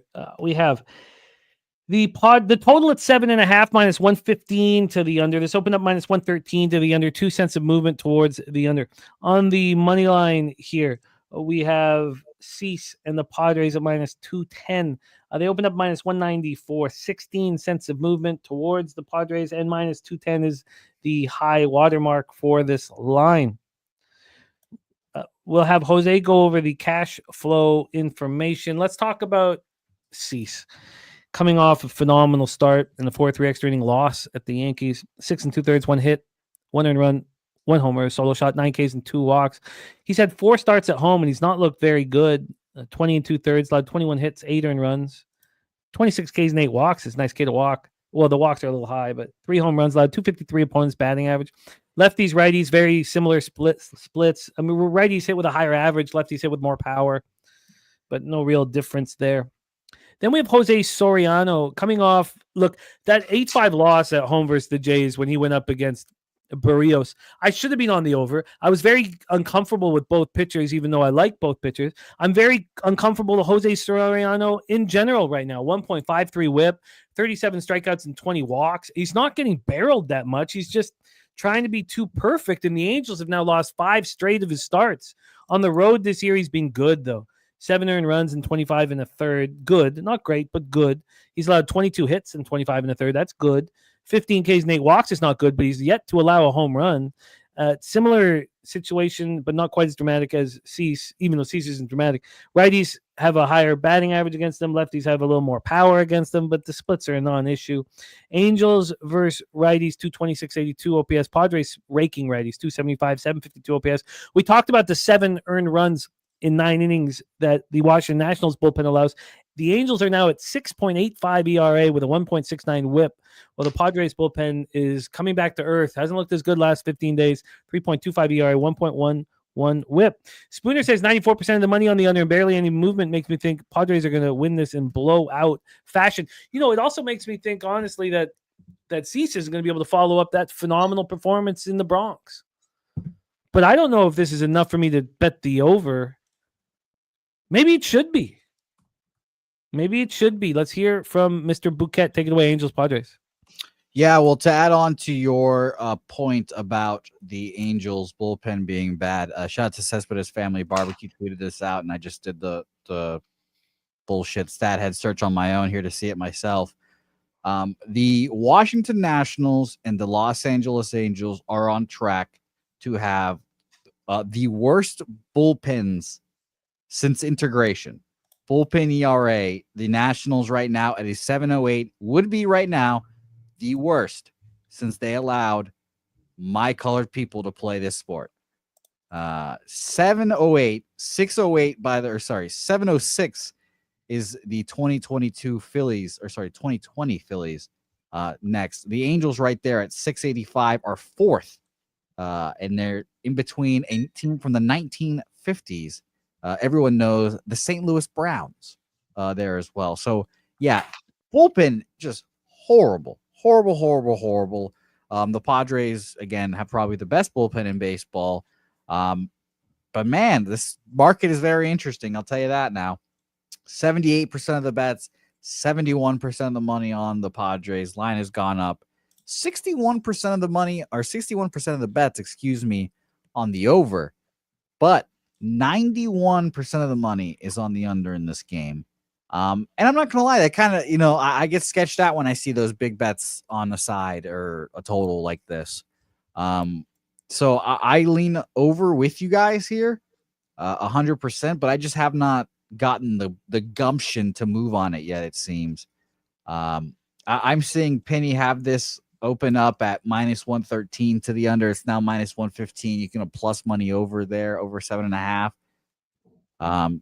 So I'll just stay off and I'll watch the Angels and their horrific bullpen blow whatever they're going to do here. But yeah, I'm off this game for right now. What do you think here? Yeah, Peter, what are your thoughts? Well, I did bet Cease under 7.5 strikeouts. He could come in and get 8. Sure, he could get 9. He could get 10. Get 12. All right, I'll stop there. I took under 7.5. I'll make it official, plus 117. If it is a big blowout, they might pull him early. You could easily see him, having a nice start, and it sneaks under 6 or 7 strikeouts. Cease under 7.5 strikeouts, plus 117. Cease under 7.5 Ks at plus 117. That's good. Well, we've got some good notes here from the chat. Spoon saying, with the my color comment, you reminded me. My son said you remind him of the red angry emotion from Inside Out. So thank you. Thank you, Spoons. And thank you to your son. I have no idea what the Inside Out is. Oh my God, Jimmy. Now, Inside Out is a fantastic movie you should show your children. Fantastic movie. Teaches kids about dealing with their emotions and such. Fantastic film. Will make you cry. It didn't really change your anger issues, so did it, Jose? Mine? No, because I watched, catastrophic things happen in front of my face, and I'm still nonplussed about it. But it does make me feel nice that I'm thought of in the Spooner household. So shout out to you guys. I don't know exactly what to do here, although you know what, I'm going to stay off of it, because if you just looked at the statistics of these two pitchers, you would think, well, this total's too low. And then we have these big bets being placed on the under and tickets on it. You know what? I'll wait for an angle that I trust a little more. AM is saying these pitchers aren't bad. No, we saw Cease he's been a Cy candidate many times. And Jose Soriano, I was so high on. I'm just saying they're, peripherals here. Yeah, I agree with you, though. I like both of these pitchers generally. I think both of these guys are back pitchers on given days, for sure. And I don't, AM saying Cease is good at home historically, but, these numbers, 8 earned runs, 8 walks, and 20 2/3, 3 jacks, 253 opponent's batting average. I mean, it's okay. It's good. Is it good? I mean, it's I don't know. It's okay. I'm gonna let it go. But I was, I have, you know what? I'm gonna leave the over with the question mark here, so I can look at it a little bit more. All right, let's roll on. 9:40 p.m. Eastern with the New York Yankees at the Seattle Mariners. Mariners is our next spot on the board. And again, we don't talk about what happened yesterday or streaks or anything like that, but the Mariners are in a bit of a funk, and I don't know if Max Fried's going to help them here. DC Capper on the under 7.5 here at T-Mobile Park in Seattle, Washington. Let's take a look at the situation here in Seattle. 63 Fahrenheit, not bad weather. Feels like 59, 7.2 miles per hour to left center. Stays that way throughout the game. We have line history-wise a 7.5 juice to the under. This opened up at 7. It wasn't a real 7. It was minus 117 to the over and plus 104 to the under. It moved officially to 7.5 here at 1:02 p.m., but it was kind of there already. And then again, this is the type of bet where you can, if you want the over 7, you can get that juiced. If you want the under 7.5, you can get that juiced. It's basically hasn't really moved. Let's take a look at the money line here for this spot. We have the Yankees at minus 131. They opened up minus 139, so we've had to move towards the Seattle Mariners. That's pretty fishy here. Max Fried against Brian Wu. Fried has been incredible, and play of the day number 1 from our guy, my dude, is Yankees first 5 money line at minus 135. So Max Fried just finished 3 straight home starts. He's been very good all year long. 6-0, 1.05 ERA, 0.91 WHIP, 51 2/3, 47 Ks with 11 walks. He's allowed just 3 home runs over 51 2/3. Last start was that battle with Cease. He went 7 innings, 5 hits, 1 earned run. It was a solo shot, 8 Ks, didn't walk a batter. And he just finished up the 3 home starts. On the road this year, he's been very good. 20 1/3 innings. He's only allowed 13 hits, 1 earned run, 19 strikeouts, 3 walks. That 1 earned run was a solo shot, 181 opponent's batting average. Lefties hitting just 148, 554 against them. And righties, 201, 499. I'd love to see a lefty who's holding righties to lower numbers than that. I don't think one exists in Major League Baseball. Brian Wu on the other side, coming off the 6-5 win at the Athletics, it wasn't very good, but it was 4 straight road starts. Very difficult run, and he looked good throughout it. 3.25 ERA, 0.92 WHIP, 44 Ks over 44 1/3 with 8 walks and 4 jacks allowed. He's only started 2 games at home. He's run 13 innings over those 2 starts. Allowed 9 hits, 2 earned runs, 12 Ks, 3 walks, and a jack. He's getting lefties out, 215, 627 OPS. He's getting righties at 193, 504 OPS.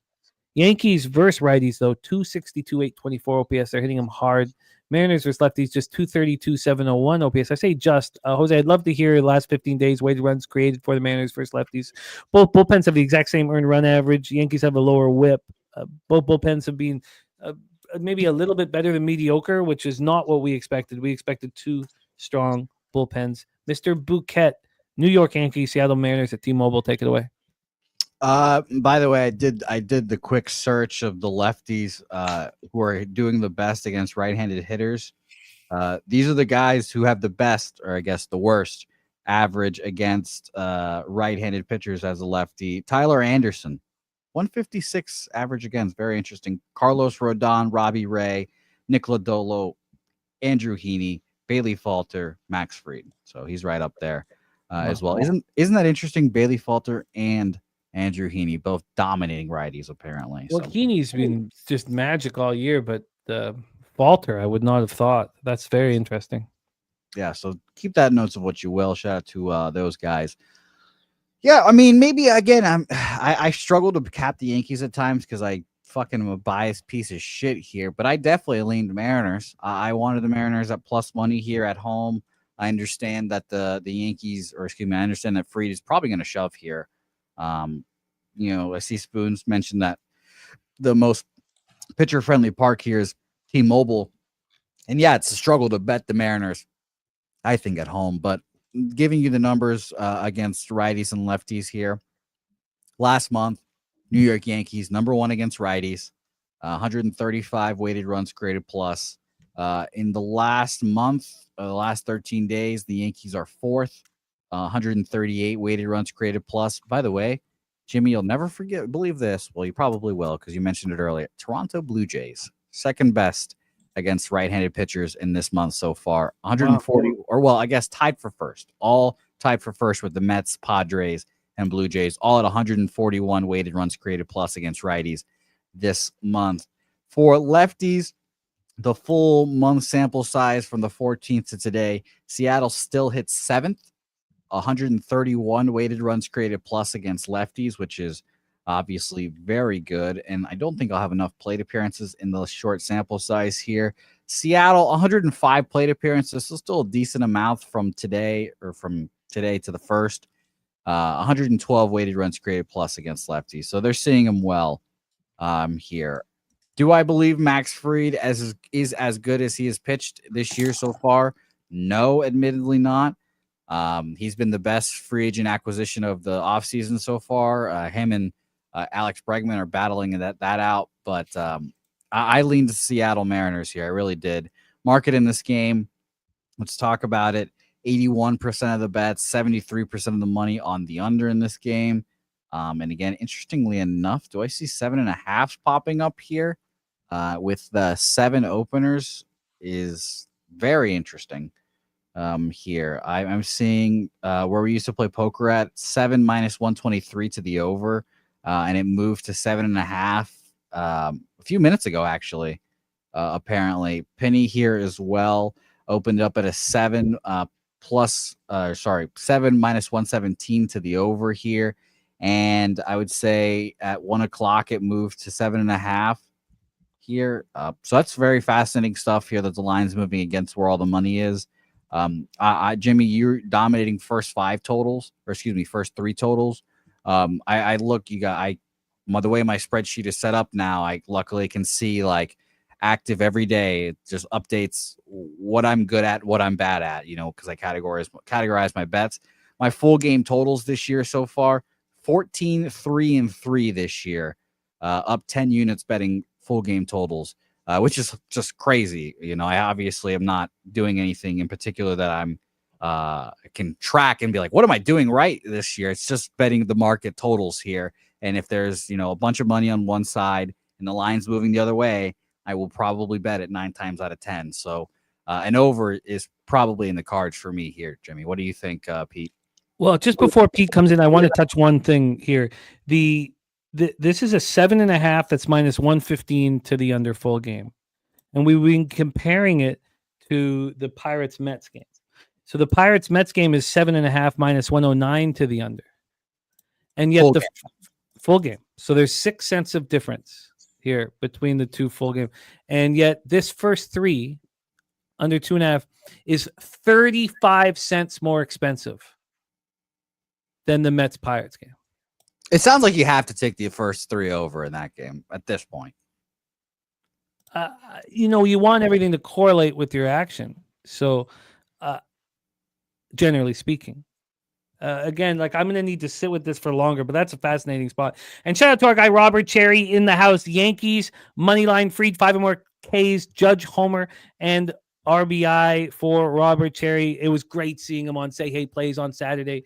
Robert Cherry being a OG low bag around with us for a long time. So I'm looking forward till he gets a shot set up, man, because respect to our friend Robert Cherry. Yeah, and by the way, shout out to Robert Cherry. I heard nobody on Della Mala, whatever the fuck his name is in the UFC. I heard everyone on Bilal Muhammad, and our guy Robert Cherry came on and gave a bunch of baseball plays, but that UFC, he said Jack was going to win that fight, and I shout out. I saw that he won, so shout out to you, Robert. Our guy Billy Friedrich also had JDM, so that's good to see as well. But I felt like everywhere I looked, it was Muhammad, and when a fight came down, he looked like shit. So shout out to you guys that had JDM. Yeah, no, absolutely. Shout out to Robert Cherry. Shout out to Billy. Peter Loshak, sorry to interrupt. This is a fascinating spot. Take it away, Yankees, Mariners. Yeah, well, Chris Comatini pointing out something, which there was a pretty upsetting injury last night. You guys see that? Yeah, Oswaldo fucking blew out his ankle, I believe. Yeah, so I can understand why it's maybe obvious thing to do, but I'm going to take the first 3. I think there's probably low volatility with the high volatility with the early scoring. I think probably it's going to be a calm type game. Both pitchers who are, admittedly above average, even if they do regress, going. So I'm going to take the first 3, and I'm going to go down to 2. I'm going to combine 2 books here. I'm going to take under 2 minus 106. I'll take that one. So if it's winds up with 4 runs and if someone hits a 4-run inning, I'll only lose 1.06 units. So I'm going to take first 3 under 2 minus 106. I expect to bet that as well. Yeah, and then the Freed's props were tempting to me. I didn't bet him. I did actually. I took small shots with the under 4.5 hits of plus money and under 1.5 earned runs of plus money, and leaning over 18.5 outs of plus money as well. But I'll just take that first 3 for me. I'm going to take the full game over 7.5 at even money. This is kind of the shitty part about doing the show so early. Like, this seems like a bet where you should sit, wait 3 innings. You'll have a 0-0. Hopefully for you guys' sake, you live bet the total there. But I just want to get in for show purposes. 7.5 even money, and again, don't be surprised if you guys won't know until tomorrow, but I won't be surprised if I live bet this over 5.5 or whatever it might be after 3 shutout innings from these guys. I like it.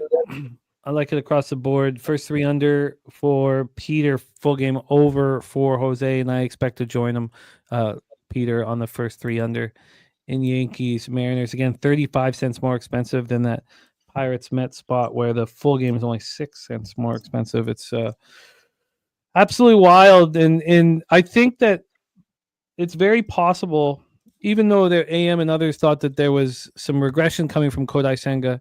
I think that TJ might have nailed it. No, you take the Mets minus a half first 3.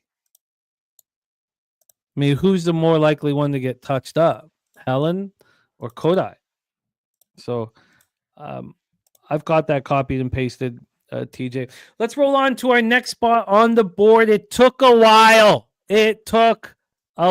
But we finally got to our guy, Stacks. Play of day number 1. Play day number 1, play day number 2, back to back here. Last 2 games of the card. Shout out to our guy, Justin McKelvey. Stacks play of the day, numero 1, Giants money line. Shout out to Justin. Stacks.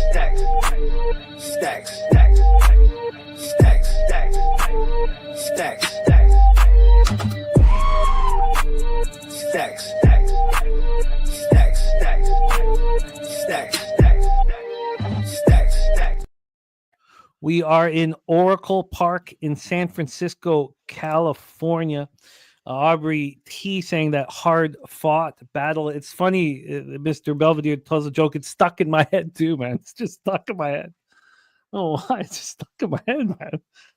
Let's go over the weather here at Oracle. 60 Fahrenheit, 12.5 miles per hour to right center. It's right out to the deepest part of the ballpark, and it swirls. It's It's fool's gold, I believe, here to think that's very offensive. But we have Fought and Ray in an interesting line here. Shout out to Tori Coker in the house. What up, Tori? My man, your Panthers are on the way back, Tori. It's going to be fun to see Game 5 tomorrow evening. But here we have a total of 7.5, and it's very interestingly juiced to the over. There's been a 10-cent move to the over from -105 to -115. A surprise. On the money line here, we have Arizona -111.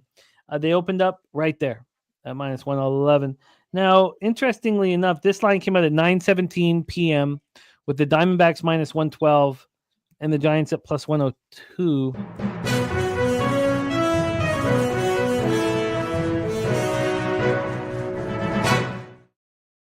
Heiskanen just got activated from the IR.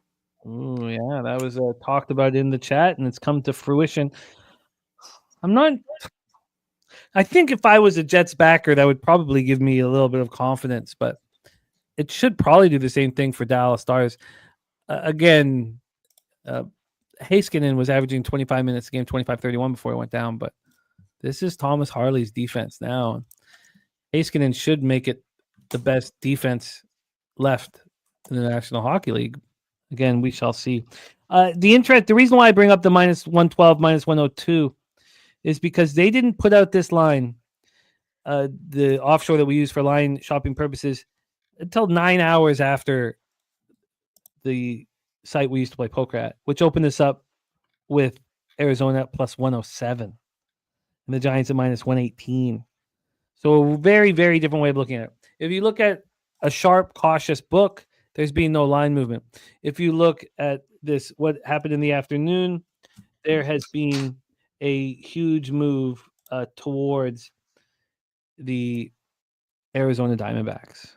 So very, very, very interesting line movement. Again, using two different books to kind of materialize it, which means we should look at what the total was over here at this book, and it's moved 5 cents, but it had moved 10 cents. But it's moved 5 cents to the over here, 10 cents to the over. So regardless, we've had to move to the over, which does surprise me a little bit. Let's break this one down here and hand it over to Jose. Brandon Fought, 6-2, 3.28 ERA, 1.22 WHIP. Everyone knows I'm very high on young Brandon Fought. 46 2/3, 41 strikeouts, 10 walks, has allowed 7 jacks. His last start was a thing of beauty. We were all over it. 5-3 win at home over the Dodgers. Dodgers were in a very bad travel situation. He shut them down and out for 6 1/3, completely shut them down.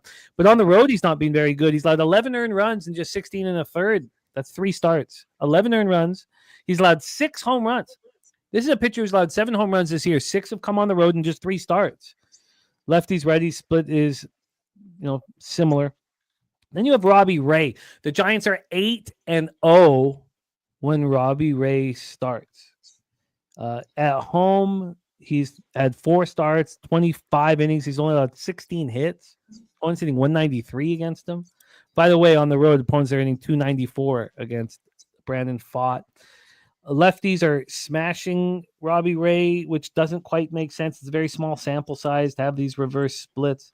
He's shutting down righties, 177, 574 OPS. The Diamondbacks aren't hitting lefties hard, 245, 691 OPS. The Giants aren't hitting righties hard, 238, 699 OPS. The Diamondbacks bullpen's been a problem, 4.95 ERA, 1.32 WHIP. And I know I said Detroit Tigers bullpen's best in baseball, but statistically, it's the Giants bullpen that is the best in baseball. My guy Deacon Mike in the house. What up, Deacon? My friend, back to his home run game props. And there's a lot to talk about within that I'd like to talk about too. And I'm really interested to see how it works with Deacon. But here, glad you're still alive, Deacon. Here we have Diamondbacks, Giants. TJ says, trust the market here. Arizona. Jerry Davis, though, says Robbie Ray masterclass loading. What does Jose Bouquett and Peter Loshak say? Jose, take it away. Yeah, Brandon Fought, guys. So give me Brandon Fought and the Arizona Diamondbacks here. Money line minus 115, 114 for me. I know, I just mentioned how Robbie Ray is, I think, second. I read off second against right-handed hitters. This year as a lefty, so shout out to him. He's been dominating, but I'll call bullshit, and I will bet against him here. Diamondbacks against lefties in the last month. They are 13th, 99 weighted runs created plus, so pretty average full game. They are 14th, 93 weighted runs created plus. Jimmy's laughing over there for some reason. I'm scared to see. By the way, TJ, shout out to TJ who's in the chat. Few margs deep, feeling good about himself right now. So shout out to TJ as well. Jordan Lawler, by the way, making his MLB debut. I don't remember if he came up last year or what, but making his debut for this season as well for the Diamondbacks. Another bat that will help them. Lefties against Robbie Ray. Cattell will hit from the left side. Corbin Carroll, Josh Naylor, Gerardo Perdomo, who is apparently the most important person on this Diamondbacks team now. I don't know why, but yeah, Diamondbacks here for me.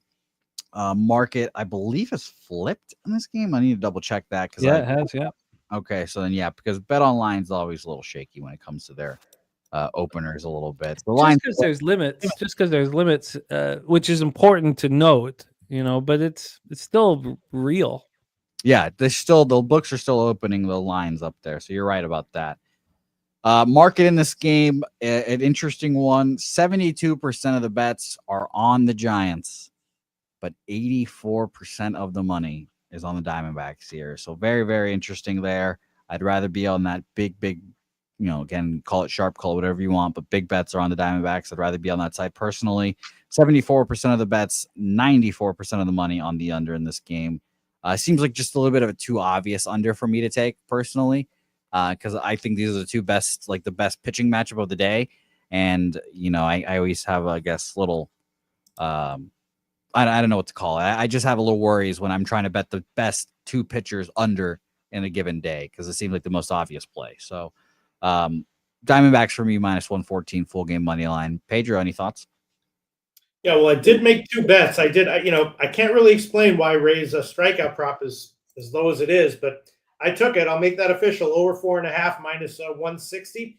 And I think I definitely like Fott here. I would like to take a couple of his props. I bet his out prop did that sort of automatically. 17.5 minus 140. Let me see what we got here. Oh, we got 135. There we go. All right, I can take that. Over 17.5 outs minus 135. I think it's a good spot for Fott. Ray, jury's kind of out. I agree with the move in favor of Arizona. Was also be leaning first 5 under though. I'm sorry, first three under. But those are the only two that I'll make official there. The Ray one makes me a little bit nervous because I don't quite understand why it's that low. But I'll take it. I like the Fott prop more, I think. God, Rays looked good. I'm curious and I'll find this out here. What was the weather like when he shut down the Cubs last Wednesday? I know we capped it and we live bet the under 7.5 with TJ, and we were on the first 3 under, but I'd love to. No, Rich Hill just got re-signed by the Royals, or I got re-signed, but he just got signed by the Royals. That's crazy. Dick Mountain, man, that's wonderful. That's crazy. The man is fucking 40 plus years old, and he's my favorite pitcher. Yeah, well, he's in AAA now for the Royals, and hopefully we'll see him soon. Oh man, I am getting that jersey. I just want to see what the weather was like. I mean, look, if this was a market-based scenario, you would run to the window to bet the Diamondbacks. But what was that weather in Chicago? I'm here now on that game. Oh God, I thought it wasn't it Wednesday, May 7th? Giants. Oh no, sorry. Here's May 7th. Okay, he's pitching so well. They're 8-0, and yet this line's going against them. I mean, it's just a fascinating spot. Yeah, it was 10 point. It was very, very. Win was very helpful. This is absolutely wild. Deacon says, no, you already talked about this game, but Yankee-Seattle game over 1.5 home runs minus 200 over 2.5 plus 149. I don't care who's pitching. I'm on the over 2.5. You know what, Deacon? The line moved to the over. Jose's on the over in that game. I can completely understand the plan of attack there for you. Great to see Dan Kelly in the house. Looking forward to talk Cavaliers here. A lot of people think Dan Stradamus Kelly, who predicted that all that talk about the friggin' torpedo bats would be completely gone 2 weeks after the start of the season. Dan nailed it. sees the future. Dan Stradamus Kelly. Dan Stradamus, yes. And I can't wait to talk Remember when he said that? We were all talking about that. He was like, shut up. 2 weeks now, no one's even know what the hell you're talking Spooner was saying the same thing as well. So yeah, they're both fellows were right about that. But I can't wait. Dougie Wise says Cavs get ended today. That's the underlying theme. And I can't wait to talk about that basketball game. But let's roll on here to our final spot on the board. Stacks is on the Giants. Jose's on the Diamondbacks. TJ's on the Diamondbacks. Loshak is on Ray over 5. Was it 5.5 Ks or 4.5? 4.5. 4.5. Very low number there. Yeah, suspiciously low. Let's move on to our final spot on the.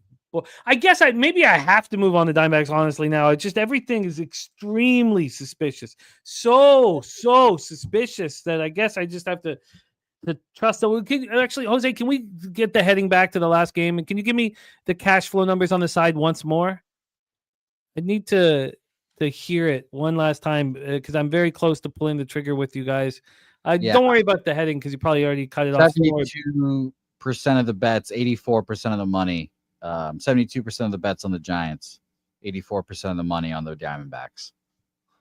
Side or total wise, 74% of the bets on the under, 94% of the money on the under, but 72% of the bets on the Giants, 84% of the money on the Diamondbacks. Wow.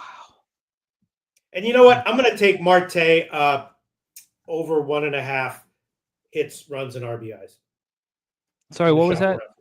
Marte over 1.5 hits, runs, and RBIs. Be about 150. I might be able to get better.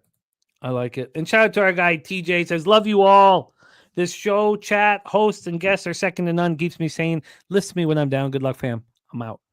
Shout out to our guy TJ. Great friend of the channel. And we will have him here as many opportunities as we possibly can. Okay, let's roll on to A's Dodgers here. We're in Dodger Stadium in Los Angeles, California. Jeffrey Springs and Landon Knack. Landon Knack coming off a nice start. Let's talk about the weather first off in Chavez Ravine. Oh, shoot. I'm way off here. You know what? 45 years old. Oh, go to today. Thank you. Go to today. 45 years old. Good. Hey, man, if Gaylord Perry can do it, if Phil and Joe Necro can do it, why not Dick Mountain? Fucking crazy. When we get into the weather here, 63 Fahrenheit, feels like 57, 10.7 miles per hour to right field. It dies down to 7.2 miles per hour.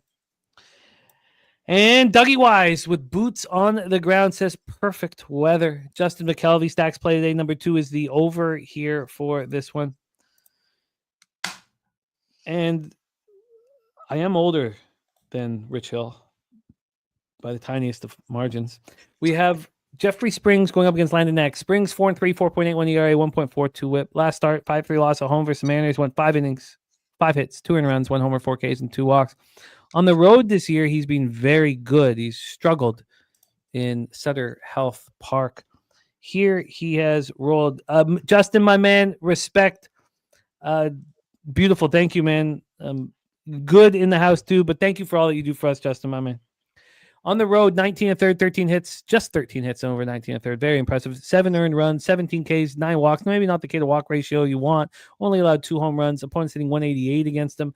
Again, lefties don't touch him, but righties do a bit too. Well, they do 252, 771 OPS. So we can expect a long line of righties. Unfortunately, Shohei and Freddie Freeman are lefties. I don't know if Conforto will be in the lineup when you want to stack righties up against Springs, but we shall see. The rest will be righty bats. For Landon Knack, last one was a good start. He's only had 1 start at home this year, and it's lefties that have been hitting Landon Knack very hard. Again, that's Soderstrom, Blade, Butler, Kurtz, and maybe they'll add a few more. A's versus righties, 252, 726 OPS. Dodgers destroying lefties right now, 278, 50 OPS. The A's bullpen has been a problem, 5.11 ERA, 1.33 WHIP. We expect it to improve as the season goes on. The Dodgers bullpen has been good, better than mediocre, good. I will copy and paste Justin's action as Jose and I will be breaking those 2 games down right after this. But let's get into the line of history and send this one over to Jose and Peter to close the book on baseball for May 13th.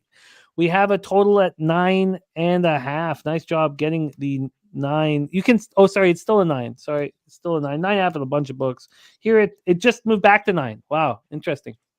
So this opened up at 9.5 juice to the under. It moved to 9 at 1 p.m. It's minus 113 to the over. So a slight move towards the under. On the money line here, we have the Dodgers at minus 197. They opened up minus 209. So a real legit move towards the Oakland Athletics. Very, very, very interesting spot. Mr. Bouquett, take it away. Our final game on the MLB card. Yeah, I think this is going to be a stay-off game for me. I do admittedly think the Athletics are alive in this game. I always find it difficult to try to fade the Dodgers. I think that Landon Knack and Jeffrey Springs are, to me, like very equal quality pitchers. I know Springs, every time I bet on Springs, it seems like he's getting crushed, and somehow the A's still find a way to back him here. Let's go to the market now and see. We've got no market information in this game, actually, on wager, so can't help you guys there, but this opened up at minus 200, and we've gone down a little bit, so I would expect there to be more bets and money on the A's. Which is interesting. Again, if this information was out and there's 80-some% of the bets and 80-some% of the money on the Dodgers, I would be interested on the A's. I am interested in them already, if we're being honest. I think the AL West is up for grabs, and I think the A's are very much in the fight to get it. And I roll the dice with a plus 170 on a division winning type team, I think. So it'd be A's or nothing for me here, and I'm off. Peter Loshak, I'm interested in the first 3 under 3 in this game. I'm just going to see how expensive it will be. Not that expensive. First 3 under 3.5 is minus 165. Under 2.5 is plus 125. I'm going to take a look and see how much it would cost. I feel like the market moving to the under is kind of telling here. Peter Loshak, take it away. I kind of like running the first, though. I might give that one. And I think I will. Running the first, seeing 125, I can probably shop around and get better. But I'm going to take that one. Not that should sway you off of anything, but I will take that one. Running the first inning, yes. The rest of the game, the rest of the bets, I don't have anything on right now. Want to look into it a little bit more closely. Ooh, God, it's so funny. We've had such mixed messages from the chat about the big hockey game tonight. And Lucas Ryan, 10 units on the Stars. It's good Lord, Lucas. That's some flower money and a half right there. He doesn't mess around, too. Like he don't mess around. When he gets after it, he gets after it, man. And I'm on the Stars with you, but we've had cappers who are, Turnsy with 3 units on the Jets, Toby Lane's breakdown on the Jets. I'm love to see that you're rocking with me here. Deacon says Athletics have scored to have 20 games scoring over 3.5. And Pete, what did you get on the year fee? Well, I'm seeing minus 125. I can probably get a little bit better. I'm looking around. All right. There we go. We are in a business. I love it, Lucas. I love it, man. It gives me a lot of confidence. I don't know about the first 3 under 3 there. Let's review all action for. Can I go first so I can quickly go pee? Absolutely. And then you'll be back for NBA with me? Yeah. My action today, and by the way, Kong's asked me to go look at my last year record and do some analysis. Kong, I'll do some more research on it. But just at a glance, I did really well in the first 2 months last year. And then this month, for whatever reason, May, I just got crushed last year. Just got absolutely hammered from basically May 16th on. I just got dominated in baseball. And then on July 12th, I figured it out. So that was last year. This is this year, 2 different years, whatever. But just for you, Kong. Over 8.5, Detroit, Boston, minus 110. Chicago White Sox, first 5 plus a half, plus 120. Nationals, plus a half, plus 130. Rockies, Rangers, under 8.5, minus 115. Yankees, Mariners, over 7.5, even money. And the Diamondbacks, minus 114 here. Obviously, there's been a little bit of a change here in my betting today because I feel like I haven't bet that many totals all year almost in one day. But like I said earlier, 14, 3-3 so far betting totals, up 10.45 units. Hopefully I can keep that going here. So it'll be a lot of fun. Pete, shout out to you, Pete. I'll see you hopefully soon, and good luck. Absolutely. Let's hear your action, Peter Loshak. All right. We'll see how it all goes. I'm doing Holiday, and that game is probably going to get rained out. Hits, runs, and RBIs over 1.5, minus 105. Friedel to get a hit, minus 195. Sonny Gray, under 5.5 strikeouts, minus 108. We'll see. Soroka, over 4.5 hits, minus 125. And James Wood to get a hit at minus 190. Freeland, over 3.5 strikeouts, minus 146. Isaac Paredes to get a hit, minus 180. Cease under 7.5 strikeouts, plus 117. Yanks Seattle, first 3 under 2, minus 106. Robbie Ray, over 4.5 strikeouts, minus 160. And that one makes me a little nervous because it's can't quite explain the line, but I'll take it. Brandon Pfaadt, over 17.5 outs, minus 135. I kind of wanted to look for another Pfaadt prop to add, but couldn't find it, so I'll just stick with that. Ketel Marte, over 1.5 hits, runs, and RBIs, minus 150. And the A's and Dodgers running the first, yes, minus 125. I love it, Pete, my friend. Excellent work today. We will see you a week from now. We're gonna start doing a few more live streams in the coming months, and I would love for you to be involved. So I will stay in touch with you over that. We also are talking about a top secret poker game that we're trying to finagle, where we can't, obviously talk about it. So we're in works figuring out if it is possible, because we all miss playing poker together, and we want Pete involved in that as well. Pete, my friend, any last words for the Cappers supporting the show? Anything that you can bless us for future glory? We're all here. We're all alive. The markets are still we can still beat these lines, baby. We can still beat these lines. Can we beat them tomorrow? I think so. Next month, I don't know about that. But for now, we can, and we got it. Have a great week, everyone. I'll see you next Tuesday. There he is, Pistol Pete Loshak. It is time now to talk NBA. Rocking my Loshak in the bag shirt.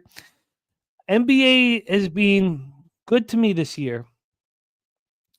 And I like this spot very much. And again, we're going up against Cappers who heavily believe in the Indiana Pacers. And, God bless them. You don't want everybody on one side. Nobody has ever questioned whether the Cleveland Cavaliers have character. And those who are questioning it now, I think will have to suffer the consequences. I know that Donovan Mitchell's ankle is an issue, which we shall see. BJ on the Cavs and Thunder, thank you for that. Free bands play days, the Pacers, plus 8 points. I care about Donovan Mitchell's ankle, but I decided that if Donovan Mitchell was not in the lineup and this line moved towards the Pacers, that I would bet it again. I also decided that I need to be a little more comfortable in more juicier situations. The bet that's bothered me the most was the Timberwolves to win game 2 in the series was minus 140. And it was above my minus 135 threshold. And I sat there for hours going, is it too expensive? Should I bet it or not? Finally, I was like, just bet it. And I came back and it was minus 180. There had been a 40-cent move, and it was the winning bet. I knew it was a winning bet. Who cares about juice? So I am also on the Cleveland Cavaliers double result. And it's even more expensive than that. It opened up minus 150. So I bet the Cavaliers as soon as it was available, minus 6.5. But the double result wasn't available. First quarter, first halves weren't available. It was just the full game spread. And then the double result became available the next morning. I don't know how long it had been available. By then, the spread had moved to 8. And I moved on it at minus 155. Dan Kelly is on the Pacers +8 tonight, but he says he will middle that with a live bet if I get a decent chance. So it's not anything of note. No, it is of note that you are taking the Pacers +8. I think anybody who's on the Pacers should be very, very comfortable. Saturated says 7.5 seems like a lot for a team that couldn't close against Pacers twice at home. I do not count those games where Darius Garland was not playing the point. I do not count those games. And we'll go over more about it, but I don't count them. Saturated's on the Pacers. And I imagined that everybody who's watched this series would be on the Pacers. And that gave me more confidence on the Cavaliers. Jose Bouquett, can you please go over line history and cash flow?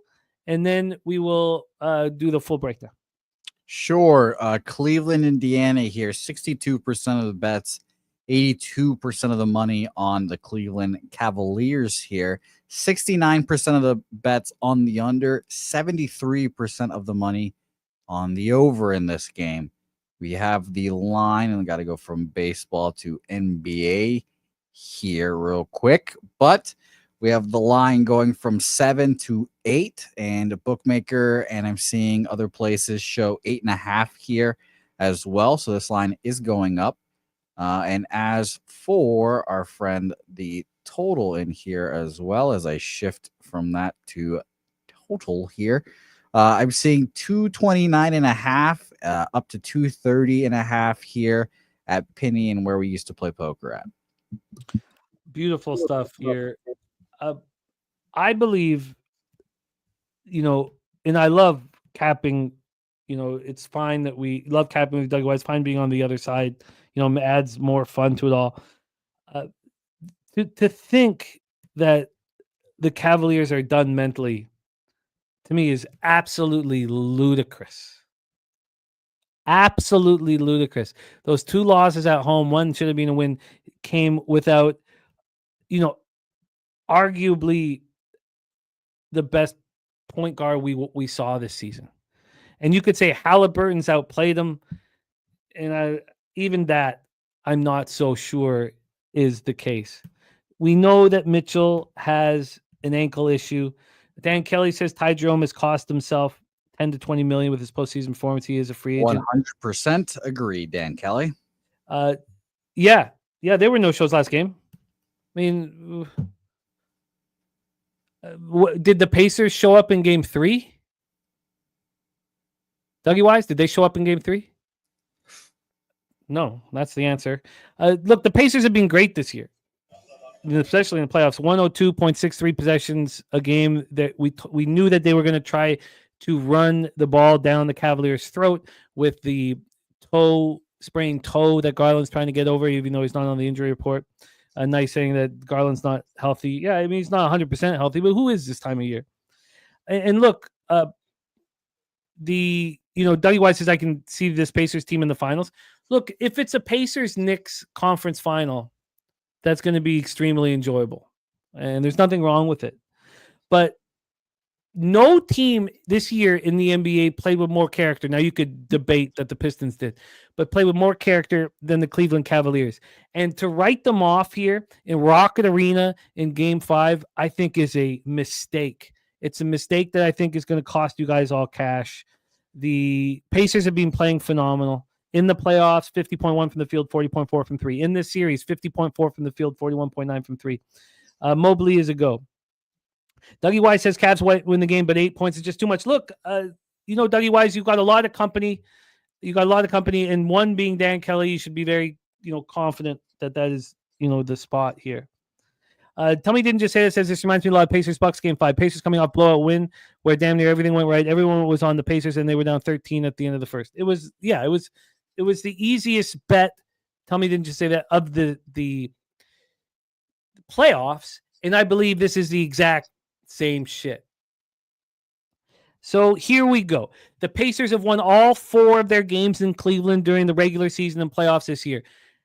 And the Cavaliers have never won a series after losing the first 2 games at home. I don't care. This team has heart. This team has character. And I'm going to invest in them slapping back. Of any team in the NBA that I can count on, if there was only one team I could count on in this situation, it is the Cleveland Cavaliers.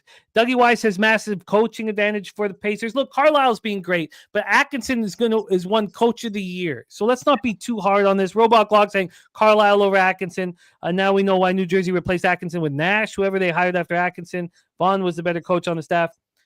Look, I really think that I'm not saying you guys are wrong. This isn't a right or wrong situation. I just think you're not putting enough faith into the Cleveland Cavaliers and Kenny Atkinson and what this group has done this year. I think this is going to be a very easy victory for the Cavaliers. They're all in, whether or not Mitchell's on the floor or not. They are all in. They're not going to sit here and get dummied by the Pacers. The franchise, this is from Garland, has been down 3-1 before. It's nice that we all remember that 2016 playoffs. It's nice for Garland and the team with this phenomenal season, knowing that there was an incarnation of this squad that did it before. And this is what Garland said after that. He said, this group can do it. We've got the talent. We've got the skill set. The camaraderie is always there. Just play our brand of basketball. Game 4 was a debacle of the most extreme sense. Everybody in the world saw it, and they all think it's going to happen again.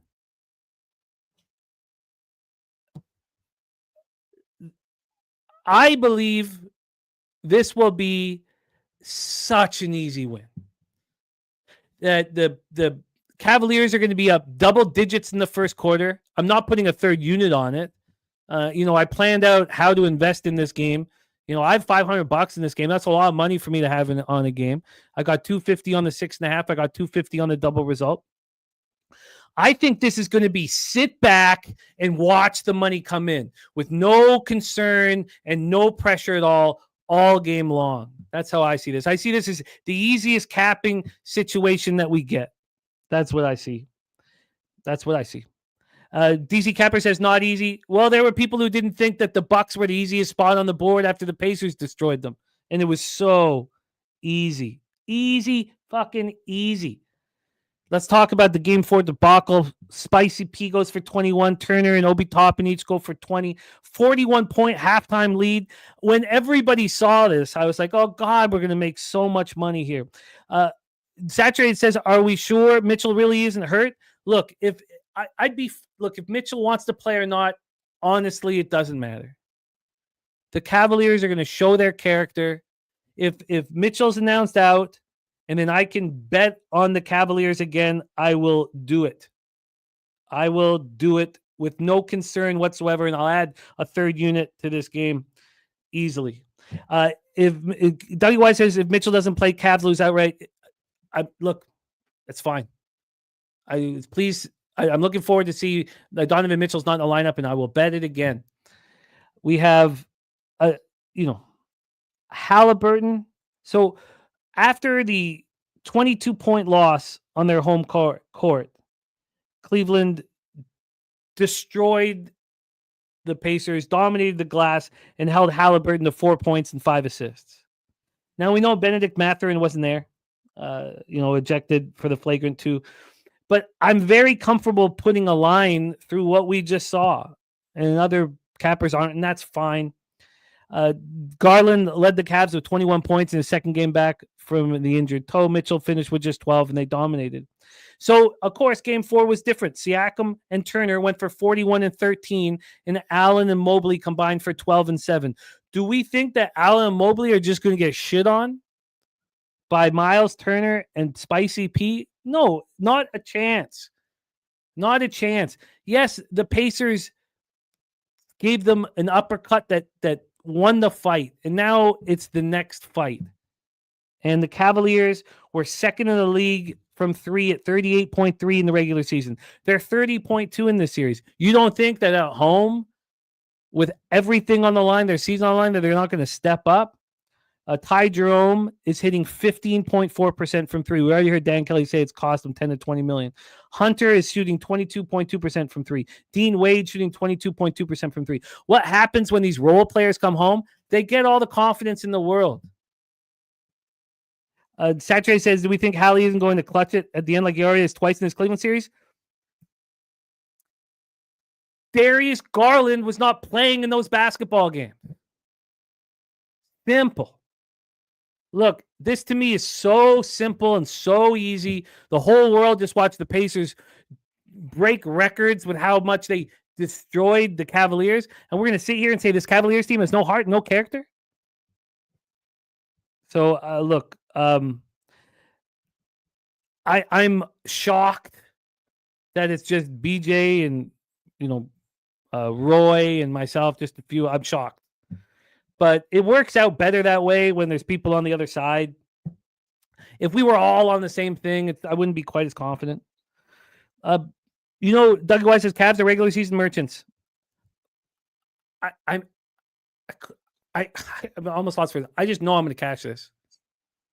I won't say much tomorrow. I don't need to sit here and sit on a high horse and say, look. But to expect the Cavaliers not to have character here, if you sit back and think the Cavaliers don't have character, then you're gonna have less money when you wake up tomorrow. So that's that. That's that. Energy says what the Cavs have done this postseason, shocking to say the least. Why?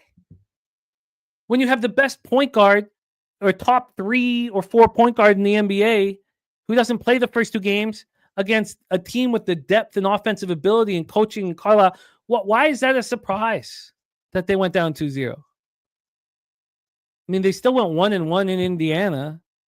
I mean, don't we think that the point guard's the most important position on the floor? DC Capper, I think he is in, but if he's out, I'll bet it again. Ron Crawford with me as well. Look, it's part of the fun. It's part of the fun that we're not all on the same side. And if you guys are right and the Cavs show no character, I will say. Also, another thing, though. Can you believe it's 3-1 Pacers and the Cavs are plus 250 to win the series? Yeah, the Celtics are, obviously different circumstances, minus 500 against the Celtics, plus 350. I mean, I don't need to take the Cavs to win the series. I don't need to do any of that shit. I'll make my money here tonight. Then I'll bet them again in Game 6. There's not enough of a risk reward on the plus 250. Saturday says Cavs win, Pacers cover. I think this is a sit back and relax party in Cleveland tonight. I kind of agree with you. I think this line being the way it is the acknowledgement of that, personally. With Spider hobbled and maybe not in the line keeps moving towards the Cavs. Do you know the number one book in Costa Rica? They've moved this to 8.5. And it's a sharp book. Dan Kelly says Mitchell looked good at shoot around this morning. This is fun. I love this. This is so much fun. So we'll come back tomorrow, and it's just one game. I mean, if I'm right, that's great. If I'm wrong, it's just one game. And I love when I have these feelings because I have the same thing about the Oilers, and I've been pushing it down everybody's throat all playoffs long. And I have close friends who have made their car payments and their mortgage payments and all of their payments on the Oilers. And they are, I'm their best friend right now. Jim, I'll say this. If the fucking Oilers win the cup, I might have to go to fucking Toronto and suck your dick. So I would be right there with you. That's you'll end up, but then you'll die. You'll be dead, and we don't want that. It'd be worth it. It'd be worth it. You'll be bleeding out on the corner, and I'll get off of the case. Wow, get off. Yeah, I will not be put in jail for that. I will not be put in jail too. I'd be worth it. There we go. And I said the same thing about Dallas Stars. I do not believe the Dallas Stars tonight, even close to as much as I believe about the Cavaliers tonight. I honestly, and I'll say it again, I don't mean to keep hammering this home. I think this is so easy. This is so fucking easy. And we'll see if it is. We will see. We will. And Kripke is right. This show does get dark sometimes, but it's all about the light. It's all about the light.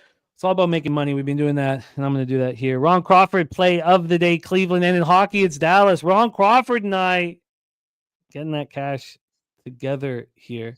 Play today in MLB is Yankees. Vino says that Jose is a man of his word. Oh, no. Yeah. Oh, Yeah. no. Vino knows. Yeah. Yeah, I will indeed fly to Toronto and suck your dick. No. All right, let's move on to our next game here. Jose, set us up for the West semifinals, Game 5, Nuggets Thunder. Yeah, Lynn's right. Jimmy did say he'd get off. But I meant get off I wouldn't be arrested. I wouldn't go to jail. You know, it'd be what was that McConaughey movie? You know, when the dude came in, blew the guy that attacked his daughter away. It'd be that same thing. I would not. I would, I'd kill him and whatever. But let's roll. Let's talk Denver Nuggets, Oklahoma City Thunder. Obviously, the best series we've had so far in this round, and what a big balls performance by the Oklahoma City Thunder to win that last game. Didn't think they had it in them, but the Nuggets obviously don't have much left when it comes to offense, and I think they're running out of gas. Personally, 10.5 is what this line opened up at BOL, and it is now 10. Very interesting markets in this game. We've got 54% of the bets, 72% of the money on the Denver Nuggets, and we've got 74% of the bets, 75% of the money on the under. Jimmy, I think this is an Oklahoma City spot, but it's obviously tough to lay 10.5 points in any game. What do you think? Yeah, this feels like a clear Oklahoma City spot. Saturated says situational handicapping says Nuggets win and cover. No, not to me. Situationally, this tells me that the Thunder destroy them. I've saved now $500 on not fading the Denver Nuggets at home. And, I saved it in that Clippers Game 5 because I was like, I've got a vividness bias. And I saved it when the Nuggets came back home and won Game 3. Mr. Belvedere all over Thunder -9.5. So do I, Kong. We're trying to figure out how to do it here. While we're trying to figure that out, it would help if anybody wants to help out Pub when you're looking to open up a new book to do it through us because we get a bonus. That's the reason why we're not playing poker at these sites anymore. Not because we're trying to push the legalization of gambling in Texas. So if anybody does ever, and we just get a bonus for opening it, we don't get any cut from losses. We want you to take them to fucking task. But Jose, if you get a chance, if you could put the link here for all the books that we have. If you ever are looking to open up a new book, if you do it through us, it does help out the channel a lot. As we don't sell picks or anything like that. And Dan Kelly says you get ESPN Bet in New York. I'm not sure. Thank you, Swiggy. I don't think so. I think ESPN Bet has their own promotion thing, unfortunately, Dan. But let's roll here. I wanted to talk this out and figure out exactly how to get paid. Voodoo Ranger says, is Jokic under 2.5 first quarter assists to play? It seems too easy, but it's usually a bad sign. Any thoughts, anyone? I'd like to talk about the lack of assists that he's had here. But let's just start with Denver. Denver in the playoffs are shooting, well, look, Denver in this series is shooting terribly. In the playoff, against the Clippers, they were shooting really well.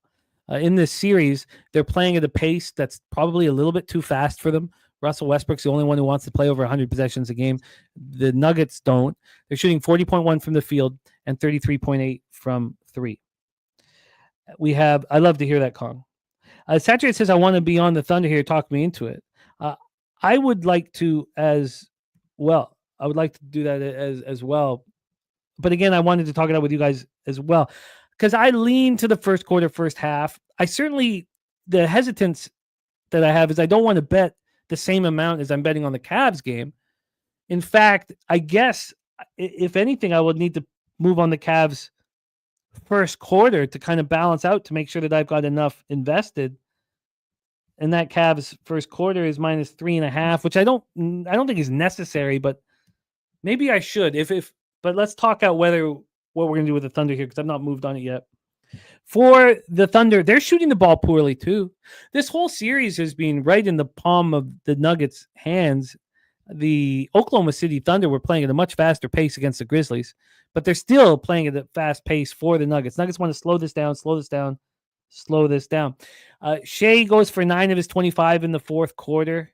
They were down by 8 points early in the fourth quarter. What we saw was a strange time for the game. It was in the afternoon. It was on Mother's Day. And then it truly looked that Dagno using all his bench was a huge, very helpful, extremely helpful for the Thunder. When it looked like the Nuggets were tired and lethargic late, the Thunder came on. Who was it? Cason Wallace. It was Aaron Wiggins. I mean, they were the players that really fueled that 11-0 run to start the fourth. Shea averaging 27.5 and shooting 47.5 from the field.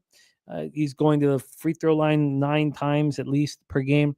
He scored 33 in the first 2 games of the series in Oklahoma City, and he's outplaying Jokic. I mean, we all see that. We know they're the finalists for MVP. He's outplaying Jokic.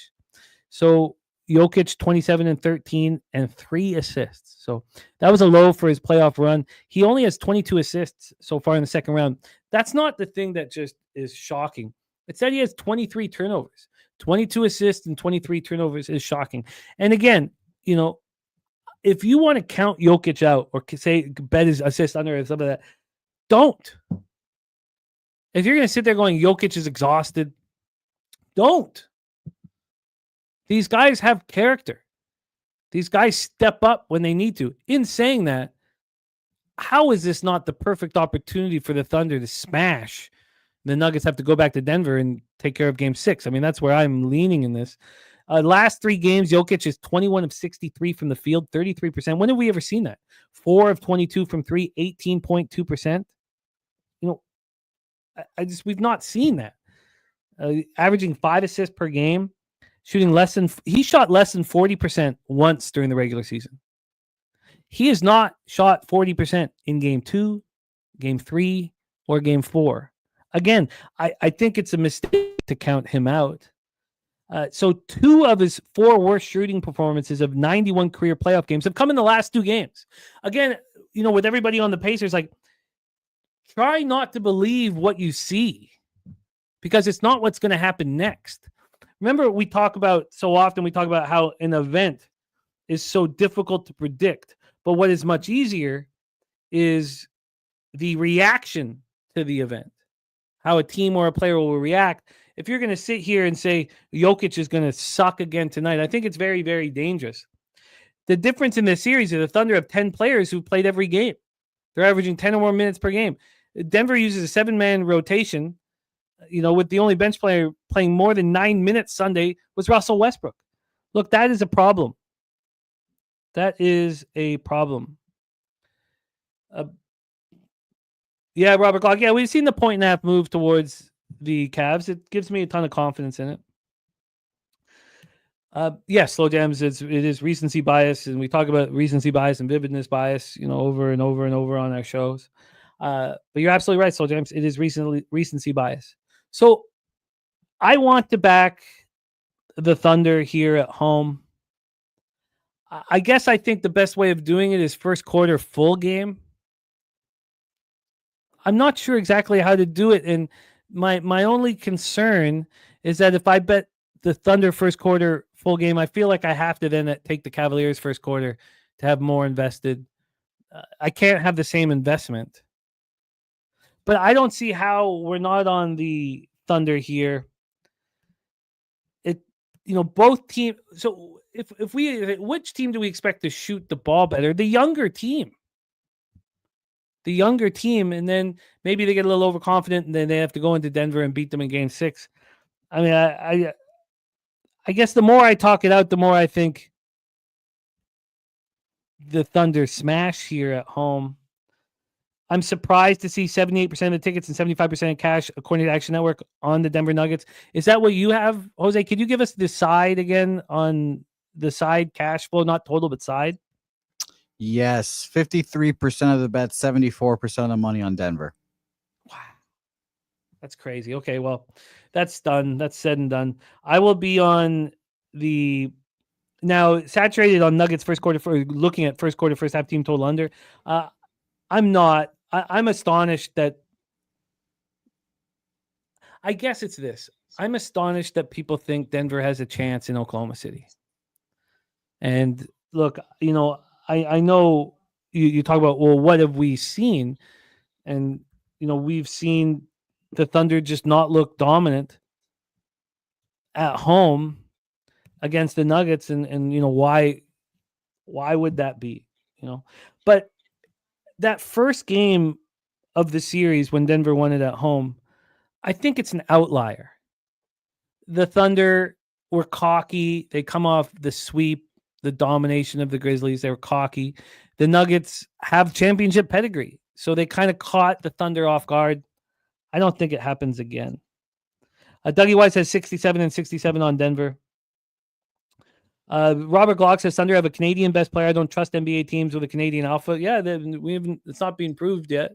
So I get that. I mean, there was a long time thought in the National Hockey League that a European captain couldn't win the Stanley Cup until Alexander Barkov did it last year. So someone has to do it.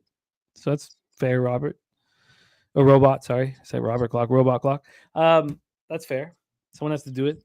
So for me, it'll be Thunder first quarter, full game. What a silly statement. I mean, no one's done it. I mean, someone has to do it. Jamal, well, yeah. Yeah, Jamal Murray. I just wouldn't clock it up to this Canadianness. It was my. No, but I mean, I'm not gonna look. Someone just has to do it. We just went over it a couple times, BJ, but it's heavy on Denver. Yeah, BJ, I'll read it off one more time for you here. 50, it updates here slightly, but 52% of the bets now, 75% on Denver, 75 and 76 bets and money on the under. So 52% of the tickets on Denver, 75% of the money on Denver. Yes, saturated. Murray's definitely Canadian, but he was saying the alpha. So we know Jokic is alpha. Yeah, we know about Andrew Wiggins as well. Oh, yeah, it's Thunder. It's move on Thunder now here. Voodoo Ranger says, does the overplay for Benedict Mathurin off an ejection worth a look? I don't like to back role players on the road. And, he's a young guy. They have young players on the Pacers that have stepped up in a huge way. I'm interested to see what Mathurin does. Okay, so that means that I have to add 3 bets because I can't have the same investment in Denver, Oklahoma City as I do in the Cavs game. So it means I have to take the Cavs first quarter, and then I'm going to take the Thunder first quarter full game, and I'm going to add those bets here afterwards. Christopher Comentini on Stars OKC and a parlay. I like that. Okay, so I've talked it out. I can understand anyone going first quarter, first half on the Thunder. I'm going to go first quarter full game, though. And again, I don't know why exactly I would, maybe they don't play Jokic the whole first quarter anymore. Maybe they try to do something different with Jokic to shake him up. But maybe it makes no sense to take the first quarter when we know Jokic doesn't play in the beginning of the second quarter. And so, the 10 on the full game, 6.5 first quarter. I guess the 6.5. You know what? I think the Thunder just come out like crazy, flying. So I'm going to stick with, I think, the first quarter full game. I can't triple up on it. And you can't take a double result unless you want to use the double result as a parlay piece. So again, the double results minus 200. So there's nothing really to do there. Jerry Davis says FGA is not living at the foul line. This game will remain tight. He's averaging 9 a game. He can do more.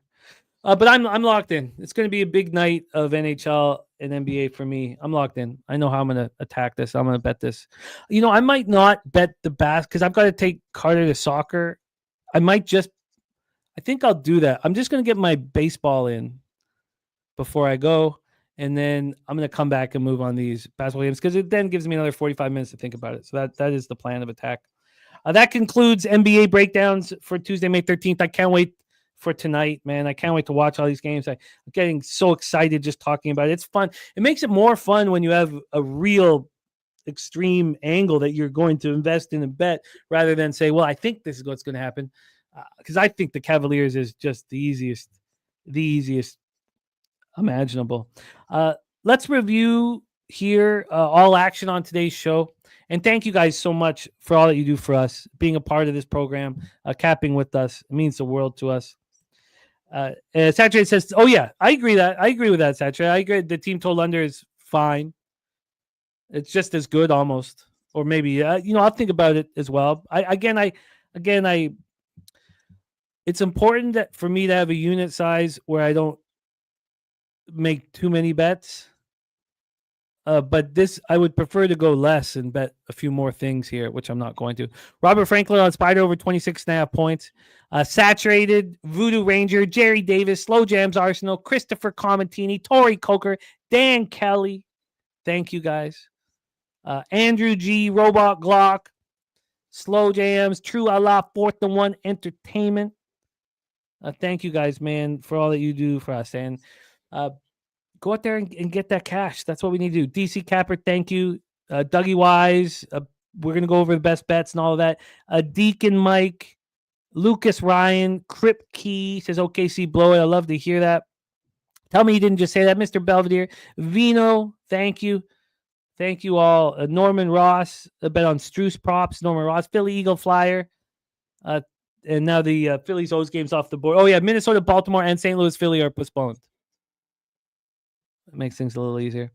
Go out there and get that cash today. Let's do a quick review of action, and then Jose will put a bow on this.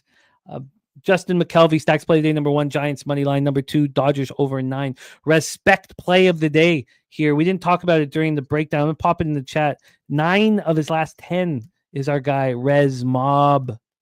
Steady mobbing. Toby Lane on the Jets money line. Spooner on Tigers money line. Orioles money line. Cubs, Padres money line parlay. Gorky gave us Arthur Fields money line and Kazakhstan with the Stars on the money line. Razor Sharp picks. He is on the over 1.5 in Dallas Jets. Joe Walsh thinking about betting the Cubs to win the division. I'm sorry, Joe, that we didn't talk about it. I meant to talk about it. I'm going to make sure that we talk about that tomorrow, Joe. That was my fault. I guess I was just moving too fast. Peter Loshak joined Razor on the first period over 1.5 at Winnipeg, Dallas. I'm on the Dallas Stars on the -1 line with confidence. Then we have DC Capper on Milwaukee, Cleveland under 9. I am interested in the under. I'm going to need to take a little more time on it. We have the postponement of Minnesota, Baltimore. That's good. So that takes off the switching cities until tomorrow. Jose will go over his MLB action. I expect to be on the Tigers here shortly. My next spot here is then going to be, I think Boz is going to shove today, but I don't know exactly how to handle it. I want to study that a little bit more. Spreadsheet play today from Ronnie Crawford is the New York Yankees. Wine times on the Orioles money line, Diamondbacks money line, Padres Rangers money line parlay, Padres Mets money line Padre, and says Padres will not lose today. I'm with Peter on the first 3 under 2.5. Oh wait, no, I'm not going to be, right? Because it's just not. That's the Pirates Mets one. That turned into the Mets. Or I'm not going to decide between first 3 and first 5. Again, those of you watching me not bet first 5, those are just unders. I'm going to be on the first 3 under 2.5 in Washington and Atlanta. We know the cash cows, the Cubs. I need to study it longer. I'm going to be on the first 3 under 2.5 on Rockies, Rangers, and I expect to be on the first 3 plus a half on the Rockies as well. The Astros interest me, but then we heard TJ on the Royals full game and Troy on the Royals first half, which will get me off of the spot. I have interest in the Angels, Padres over. Jose, that's Jose. You're on that. Over. No, you're on Seattle, New York Yankees over. He'll talk about his stuff, which I want to be on the first 3 under 2. Then Jose on the Diamondbacks. It makes a lot of sense to me. I think I join him. And then I have interest in the first 3 under 3 in Oakland, LA Dodgers. That is my action here for today. Jose, could you please put a bow on our action? I want to get the MLB in before I take Carter to soccer, so I got to move quickly here. Can you please bless our action and lead us into the future? Yep, I will do it quickly. Shout out to Carter. Shout out to all you guys in the chat here. We appreciate you guys, as always, from Nasty Nate to Robert Franklin to Dan Kelly to Slow Jams, all you guys, Christopher Comentini, Remos, Deacon. Shout out to all you guys in the chat. Troy as well, saturated. Boston Red Sox, Detroit over 8.5 there. The White Sox first 5 plus a half plus 120. Nationals plus a half plus 130. First 5 there for both of those. And they've got the under in the Rangers Rockies games, under 8.5 minus 115. Kyle Freeland, if you don't show up, you're dead to me for life. Yankees, Seattle Mariners over 7.5. Fuck you, Max Fried. And the Diamondbacks money line minus 114, official for me. So let us have a day here, ladies and germs. Let us go pick up Carter from soccer. Let's have a day. and we'll talk Celtics tomorrow because I am not in the mental state to talk about it right now. So we appreciate you guys, and let's let Jay, Los bookmakers. Let's go.